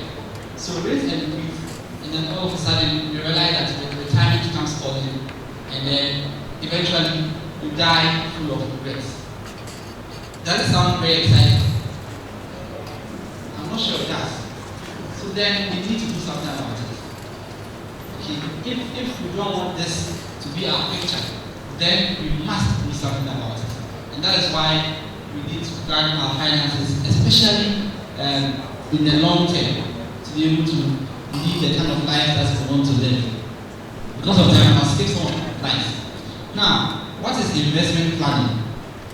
There's always a conflict between wanting to spend the money that comes to you and actually setting some aside for the future. I mean, it is nice to enjoy life. Like my boss would say, it's nice to have a high life sometimes. But if you are not careful, it becomes a pattern. It becomes something that you do on a consistent basis. So there's always a conflict between setting money aside and then spending what you earn. And then in Ghana, we have a mantra. Charlie, in normal dream, things are hard. We always have one excuse or the other, and I agree. And I don't want to pretend like I don't live in Ghana. I agree at times are hard. But the point is that there will be a future. So what kind of future do you want? Do you want one you have planned for, or you take anyone that shows up? Okay, so there's always a conflict. But I always say that trade-offs must happen. Anytime you are buying something, or anytime you are paying for something, you must remember that money that you are spending could have done something else. So for instance, if you decide to buy a box of pizza for 75 cents, you must remember that 75 cents is money that will have been used for something in the future.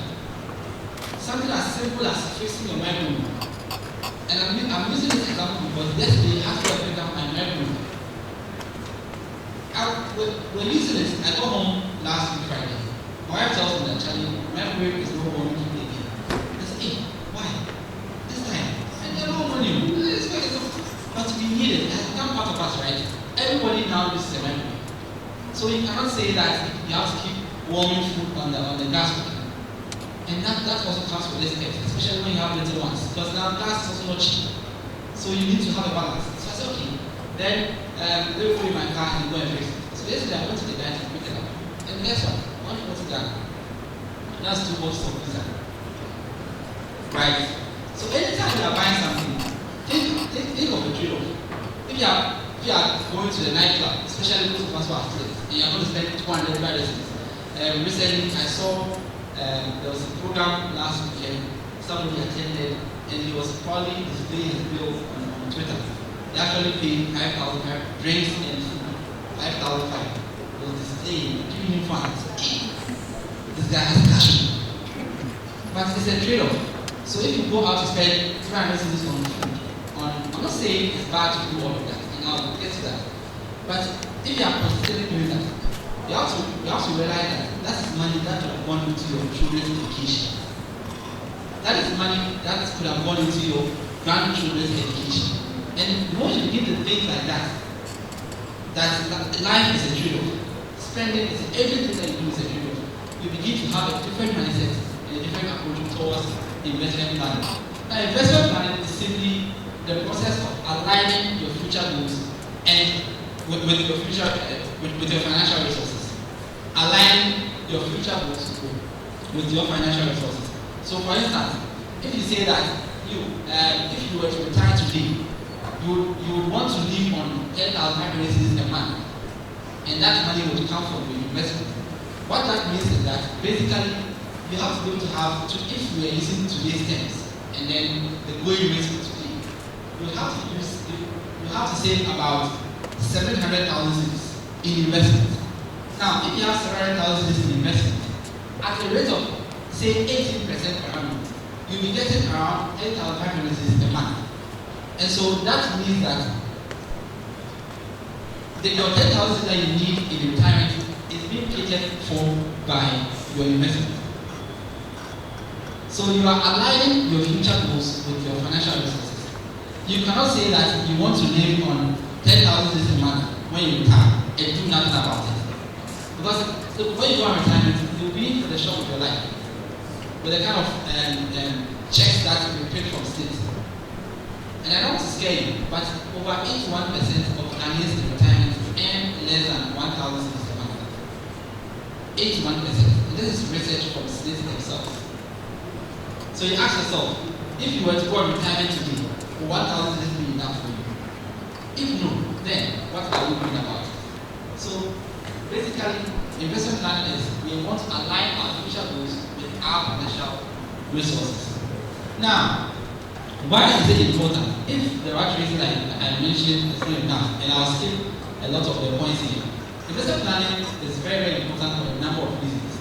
It helps you to become more savvy financially. Once you have a plan in place, you learn more about investments. You improve your investment knowledge. And then the key thing I want to touch on this slide is budgeting, personal budgeting. And I am very, very big on personal budgeting. And I want to do this exercise quickly. How many of us sitting here have a personal budget? That's the one our lives. Okay, I see a hand. Okay, 4 or 5 people. And that has been a trend wherever I've spoken. This year alone, I've done about 70 student engagements. And anytime I ask this question, the numbers are not overly encouraging. Personal budgeting is not something that we take too seriously. Don't be attention to. But you ask yourself, any proper company in the world, not just in Ghana, they run the company with a budget. You agree with me, right? The University of Ghana has a budget. Ecobank, we have a budget. Coca-Cola has a budget. And there's a reason why all these top companies have budgets in place that they run the companies by. So if the companies think it is good enough to have a budget, why don't you personally think it is good enough to have a budget? No, when you do a budget, three things will happen. One, you will break even. Because all of us individually, we are like little companies. You earn money, you spend money, right? So when you have a budget in place, typically you are keeping track of how much money do I earn, how much money do I spend, at the end of the day, how much money do I have left. So three things will happen. You break even. Or two, you realize that you are a magician, which a lot of Ghanaians are. So you realize that you are actually spending more than you earn. So you are a little Ghanaian. You are very little Ghanaian in your small room. So you are earning 5,000, but you realize that consistently you are spending 7,000. So there's a deficit of 2,000. And then this is where a lot of people lose the plot. How are you funding that deficit of 2,000? Most of the time, it's coming from loans. So before you realize, you are in a big mess. And unfortunately for you, IMF cannot come to your rescue. So then you are stuck, you are in trouble. So I would say that everybody must have a personal budget in place. And I learned this very early in my career. I remember just after I had finished my studies, I used to work for a savings and company in Kumasi. And then there were these external auditors who used to come to Kumasi to audit the firm every now and then. And then one of them was very young, so we used to bond. We bonded because we were around the same age. And anytime we were in Kumasi, on Fridays, boys we go out to watch football, have a few drinks and all of that. But one time they came, and then I texted this guy, Charlie, Friday, what's up? Where are we going? You know what he told me? He told me that, Charlie, as for this Friday, I have exceeded my budget for entertainment. So if you want to spend, if you want to sponsor me, you are going to sponsor our group. Otherwise, let me stay in my room alone. So I looked at my phone again and am I speaking to some finance minister or something? And this was somebody in my 8 months. So then, so I spoke to him further about it. He said, for him, in the second year in university, he went to the UK, and that's why he picked from his boss who was working with them. And since then, he has lived his life with the budget. So every month, he knows allocations for everything. There's an allocation for entertainment, there's an allocation for food, there's one for fuel and all of that. So clearly, he knows what he's doing. So anytime you spend, you track it, you write it down. So if your budget for entertainment is 360 money, and you have spent 250, it's left with 50. So if there's something that's going to take more than 50, please, you are exceeding your budget. Now you can exceed your budget, but there are consequences for exceeding the budget. Right? So I cannot go deep into budgeting and all of that, but I will encourage each and every one of you to start thinking about having a personal budget. And because I am very big on budget, I write on budgeting every now and then. Last year, one of my articles on budgeting was featured in the BNFT. And I like this title. The title is Personal Budgeting or Inshallah. A lot of us are at the Inshallah level. I hope you know what Inshallah means. A lot of us are at the Inshallah level, where we say, we get the money, we are spending, oh, by God's grace, I'll be independent. Or by God's grace, I'll survive. So there's no method. We are just living. And I encourage you to find time to read this article in your spare time. Inform yourself a bit more on personal budgeting and so on. Now, I want us to look at about 4 or 5 steps to investment planning. Now, step number 1, evaluate your financial situation. Evaluate your financial situation. To be able to move forward, you must know where you are. And I've done investment plans for a lot. The first thing is that you have to take stock of your financial situation. Most of the time, sometimes you even have money that you don't know you have. So you need to take stock. You need to know, where am I financially? Are there debts that I need to clear? Because what happens with debt is that anytime you borrow, what happens is that your disposable income reduces. Because the bank will not wait for you to spend the money before they take the deduction. When the money hits your account, they deduct. So what is left for you to spend reduces. So if you have debt debt to clear. You need to take stock and look at what kind of debts you have. Are they good debts or bad debts? If they are bad debts, how do we raise money quickly to be able to pay off that bad debt? To be able to give you room to contribute to your plan. If you don't do that, then every time your plan will be distorted. But if you earn 3,000 and your loan deduction alone is 1,500, what it means is that 50% of your income is going into servicing debt. If that is the case, how do we solve that?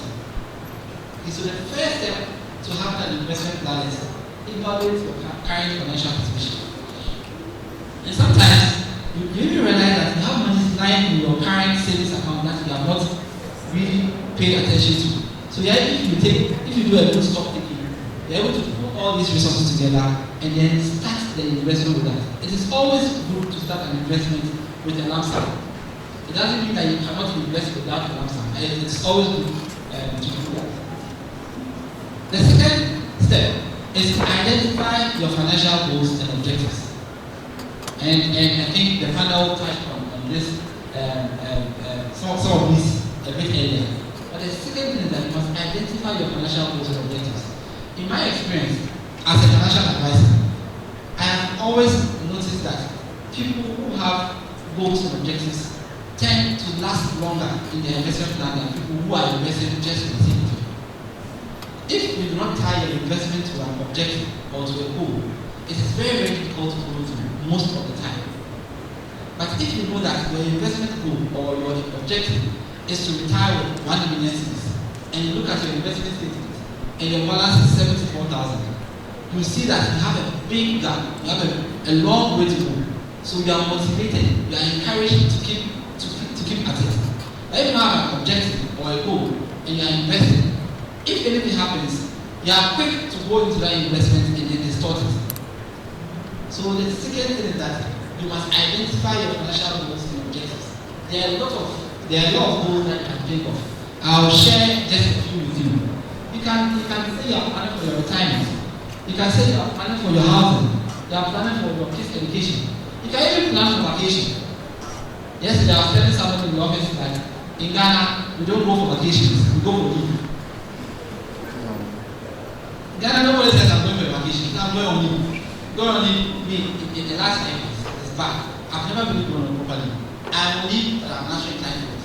I'm on leave, my boss will call me, come to the office, come and do this.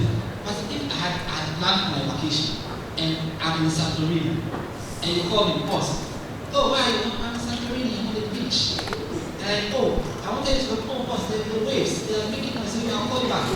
You know, the moment that your boss calls you and tells that you're in Greece, that is enough. Why they call you, Dr. Why, oh boss, I did that one. Oh, okay, come to the office right now.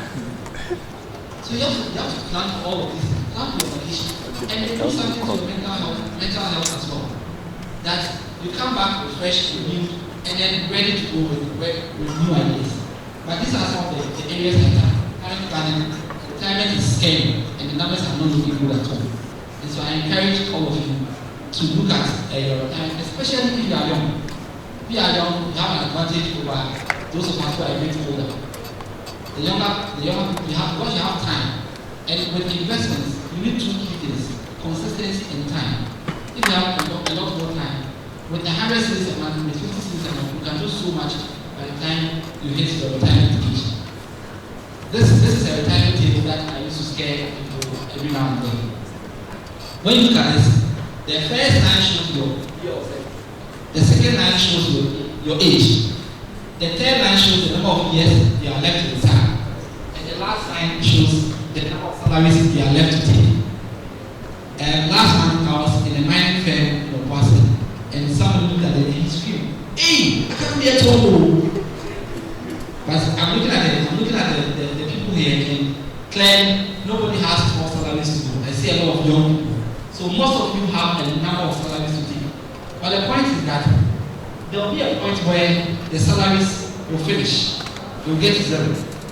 At that point, what will be your financial situation? What plan will you have in place to replace the salaries that you are taking today? Alright. So if you have identified yourself and going forward. Great. Housing planning, so important, especially as we grow old, look, there's no ownership of rent, ever. No landlord will tell you that, hey, this guy, the way he pays his rent is nice, so I'm giving the house to him. I've never seen that.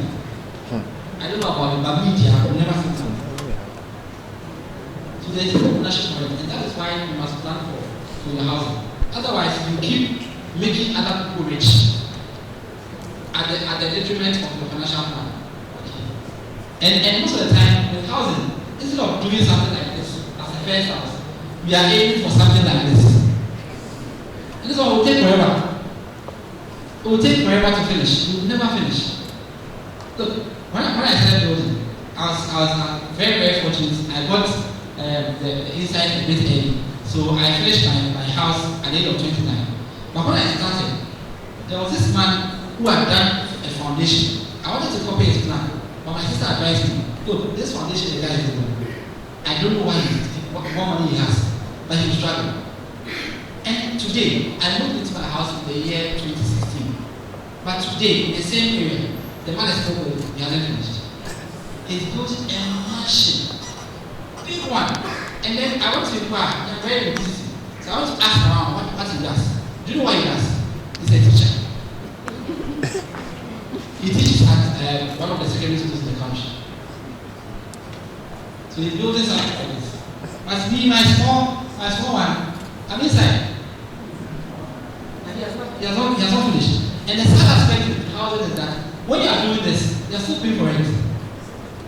So you are buying cement, paying rent. You are spending money twice. So then you are left with very, very little room to operate by way of planning for your investments. The last one I want to touch on is kids education. Plan for children's education.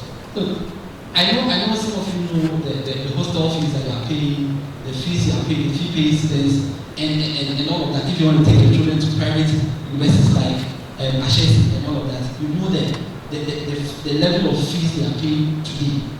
So if you have that in mind, that you want to send your children to the university, and I'm sure all of us want to, since we are here, we want to educate, we want to give our children the best. If you want to educate your children to that far, then you need to start planning today.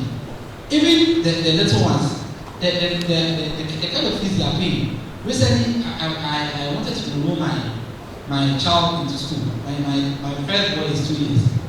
In February, what to look for a school for him. And when we entered the school, I was very nice to that smart. I asked them for their bill and all of that. And they got the bill. I looked at it. Like, apparently they never saw no menu. 9,000, so almost 10,000 for a 2-year-old. You back him, put powder on him, and come and pick him up. 10,000. I said, okay, you know what? I have something in the car. I'll come back right now. And took him, hey, let's go and put him in the car. Wait, we went. We are salaried workers. There are certain things that happen. There's a monster that tends to interrupt our investment plan, and that I call lifestyle inflation. Most of the time, when you start working and you are earning 2,000, some way, somehow, you are happy. I remember I said I used to work in Kumasi. I used to be an accounts officer. Okay, so there are only 2 ways to become wealthy. You have to make money, you have to manage the money, and you have to multiply the money. And the only way to multiply the money is through investment. So let's apply the principles he has shared with us. Most of us, we always used to say it will be. EDC is not a plan. So go and invest in EDC. I know we have a lot of questions, but let's take their numbers, let's visit their offices, and let's invest with EDC. And then in the booklet, their numbers are in the booklet, so you can always get in touch with them. On this note, we are going to take two solidarity messages. And the first person to do this for us, I'm a product of his mentorship. A really great person who is inspiring young people, changing lives. He's the person of Professor Yusuf Oforiwanga. He is a professor of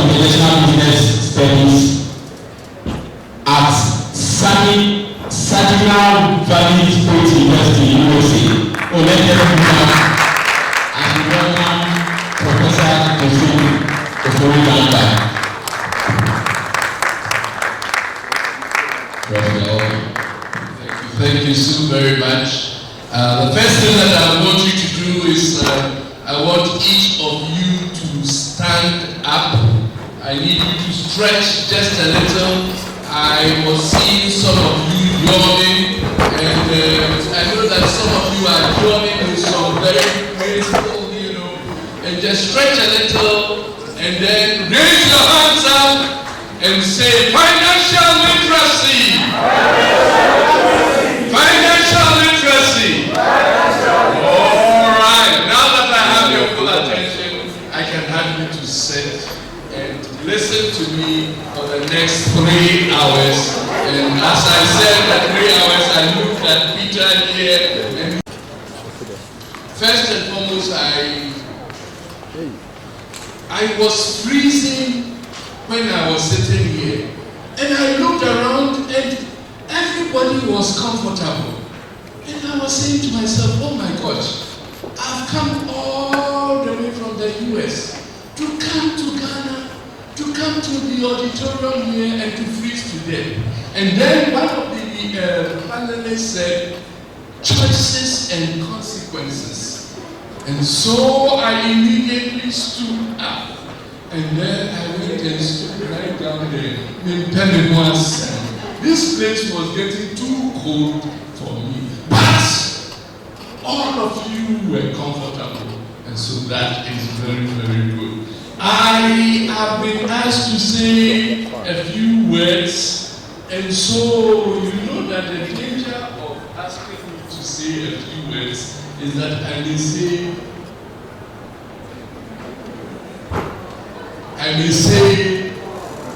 oh. And so I will just say a few words. First, I want to say a very, very big thank you for this invite. I am a Legon alum. I went to main Sasaba of home group. I was at one stage, I'm still young, so don't make any mistake about that. But at one time, I even had an afro. I was part of the Aluta generation. I see you do not even recall Aluta, but okay, that's a different story altogether. And so I say to you, if you are here in the University of Ghana, and for that matter, the business school, then you have no excuse not to know about financial literacy. In fact, it is an obligation for you to go out and minister to other people about financial literacy. And I say to every one of you, you have been given a gift to come to the University of Ghana. And if you do not use that gift to bless other people, may the African gods pee on all of you. But I know that that is not what is going to take place, because every one of you decided to come to this information about financial literacy. And so that is a good sign. I want to commend the Center for Financial Literacy and Education in Africa. This is so powerful what you are doing. I particularly want to commend Peter. Peter, if you would please stand. Young man as he is, look, excellent, wonderful, blessings indeed. Please let's give him a hand of applause. In this room, financial literacy from the University of Ghana, the premier university in Ghana.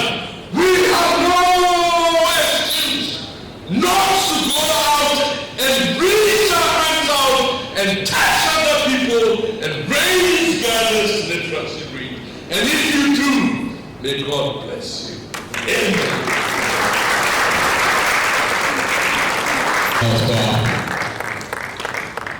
he has charged us. We should go out there and engage, talk to someone about financial literacy. Let's spread the message across. Let's raise communities of financial literacy. And once we do that, we will help eradicate poverty from the continent of Africa and Ghana. Our second distinguished professor is Professor Ugbs. He is a professor of leadership and management at the Victoria University, La Crosse, USA. He is an international consultant with a crowd of let's welcome Professor Ugbs to give us a solidarity message. Which is good news. I also think about the stories. I'm going to start with this story. I went to Sacramento to buy something from a store, and a lady there told me who saw that she picked stuff from Dubai, US, UK, and she said that, look, you don't need to buy anything. And I said, well, I'm going to buy something. She said, look at you don't need anything. Don't buy anything for me. And I was very shocked because she wanted to sell her merchandise, but she wouldn't sell it to me. She said, "No, really." And I realized how important it is not to waste money on things you already have.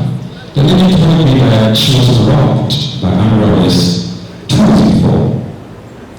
And some of her friends said, well, we can give you some merchandise. Put it at your store so that you feel the emptiness. She said, no. She would go to the store every day, sit in an empty shop just to view. And she showed me the power of winning from the emptiness. Today, as a day of financial awareness, when you are empty, you can live from it. Now, my opinion goal is very simple. Cutting expenses will increase your income. This is simple but powerful. It was concerns to the team for today that the goal was to successful financial money. So let's ask ourselves, what causes financial unawareness? Why are we not aware of our finances? And what problems are associated with financial money? We know that society is different from association and research. And that is simple. The fact that A plus B will give you a C does not necessarily mean B plus C will give you an A. So even though the development and ascribed through working and research designs, discussing story of association will be safer. After all, we've seen the extent of weakness to which logic is analyzed to statistics.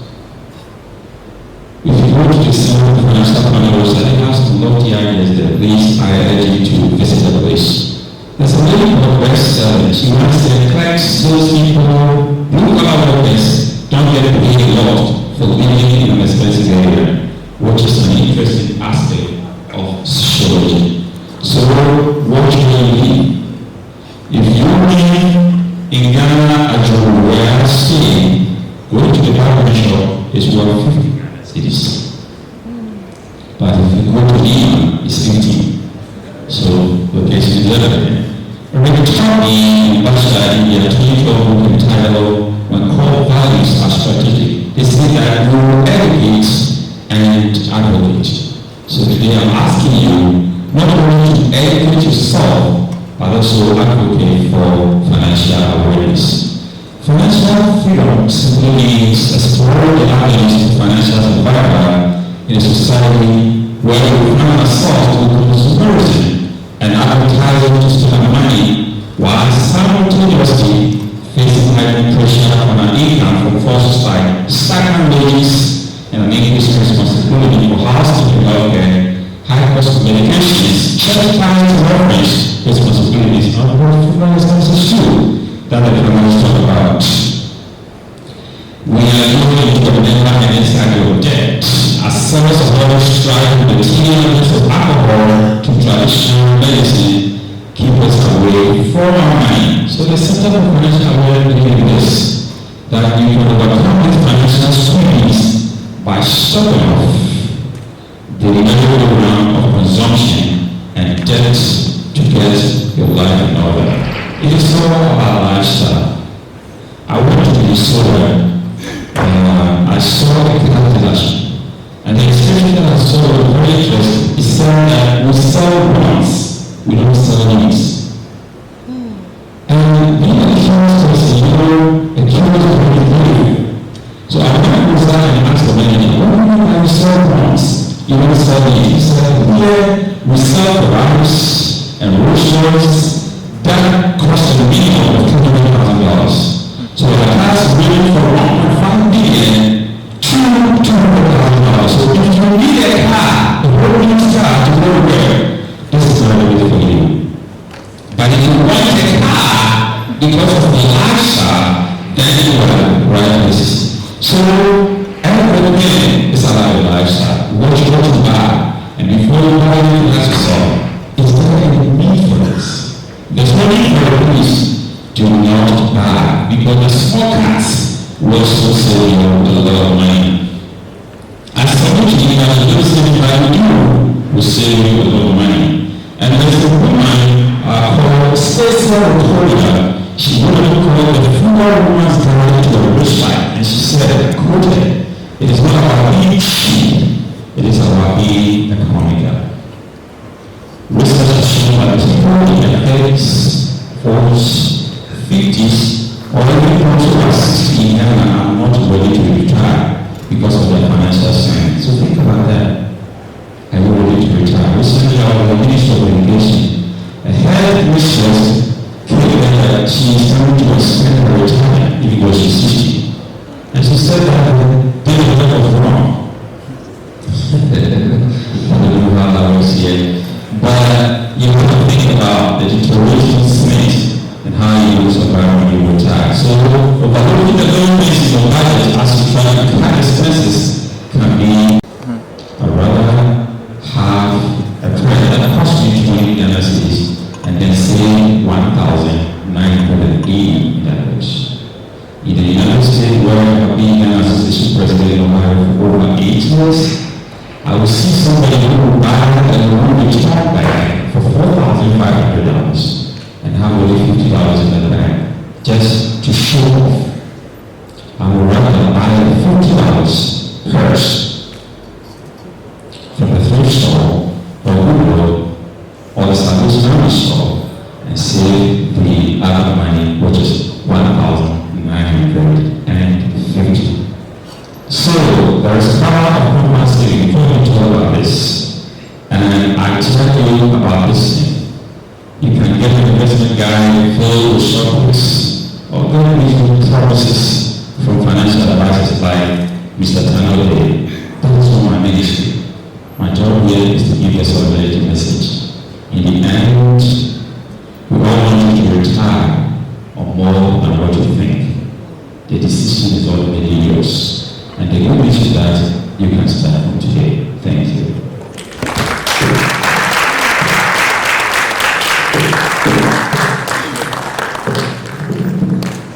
Please can we do another once again for Professor AP, like he was introduced as a professor of leadership and is also an advisory board member of CFLE Africa. Thank you very much, Paul. Before we take our closing remarks from our team, we have some few housekeeping that we need to do. After the official closing remarks from our team, we will take some photographs. So please don't be in a hurry to do. Let's take photographs for future discussions and for other things, because it may be the next finance minister, and you want to go around posting that, no, that's the finance minister in the photo, you are standing by him. So let's take advantage of that and let's take the photographs. 2, lunch has been prepared, so please don't go to the back door, because when you go to the back door, you get the lunch. So let's all use this very door, and as we walk out, you can pick one lunch for yourself. So please, before our team will come, we also have to take note that this program was kindly sponsored by Ugbs, right? Yeah. by EDC. And so EDC, thank you very much. We are grateful for your support. Okay, I will now call on my boss, Professor Bawo, to give us a presentation.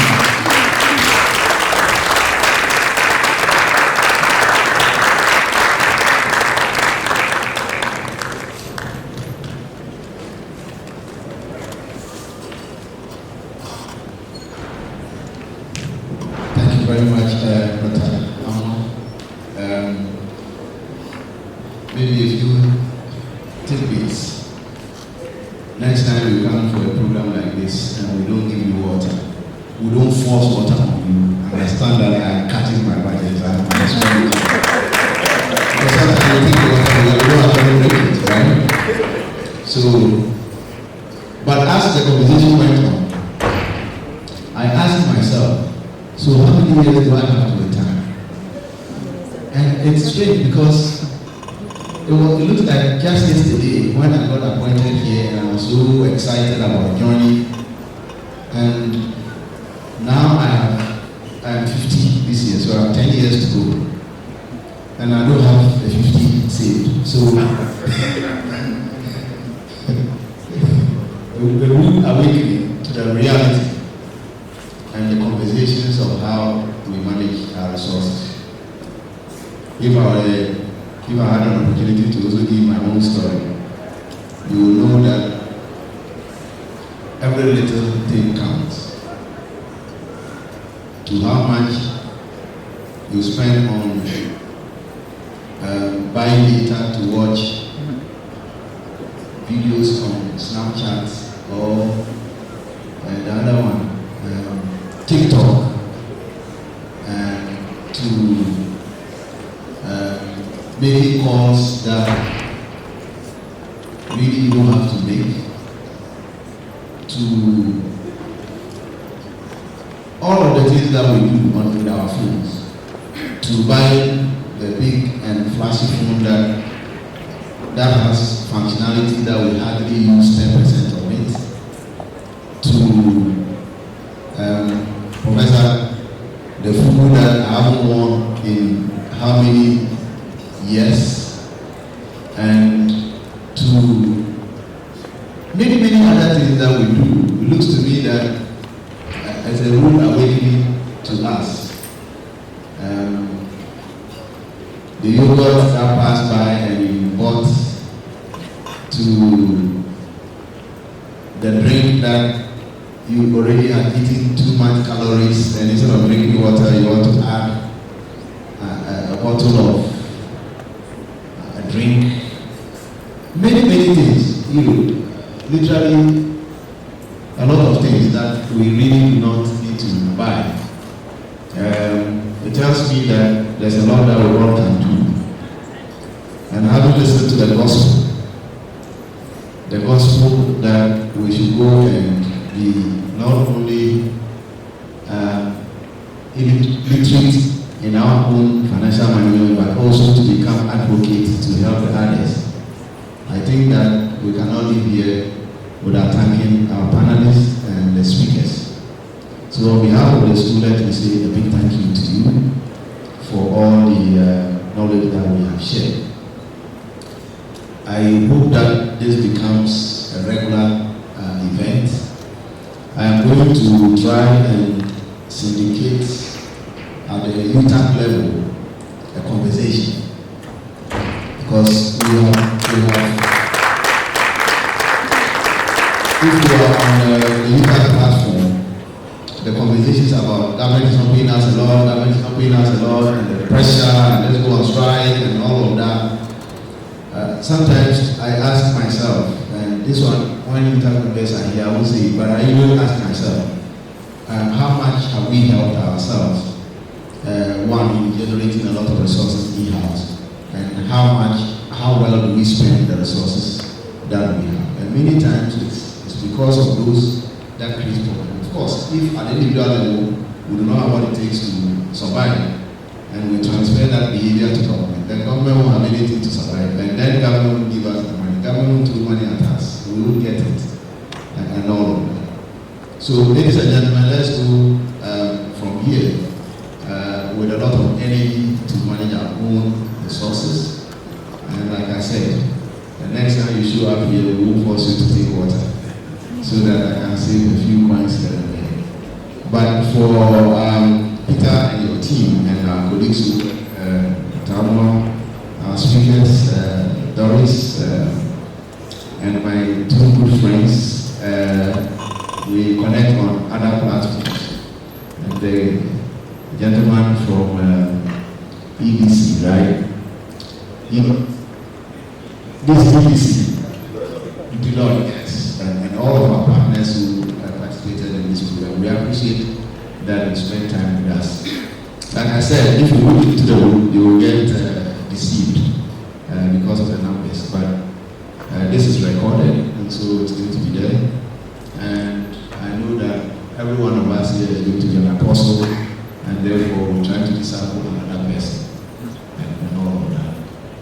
If somebody comes to ask you for a loan, tell them that didn't you hear what was said, that we should not borrow again. And if you borrow for good purpose and cause. Like I say, if you don't help the next person near you and they go broke, it is you they will come to. So let all of us be each other's keeper and let us begin to manage our resources well. I haven't gone on pension, but I can imagine, I was calculating when Doris talked about how much I can, the layers of financial freedom. And then I asked myself, where do I belong? It looks to me that therefore I'm powerful. And I can't dream of where they say you are going to. I can't dream of Mauritius yet. So it means that I'm constrained. So if you cannot dream of Mauritius like I can't dream about it, then it means that we must work more in getting ourselves liberated. The best freedom in the world is the freedom not to be a slave to another person because you are financially dependent on them. And it is that freedom I think all of us want. Our families cannot afford to have us be free to the extent where we have some level of control about the things that we do. So ladies and gentlemen, on behalf of my management, I thank all of you, and I pray that as we go out from here, we will begin to practice. We were told to start today. Let us start today. So the food that we are getting, eat half and eat the other half. Thank you very much, ladies and gentlemen.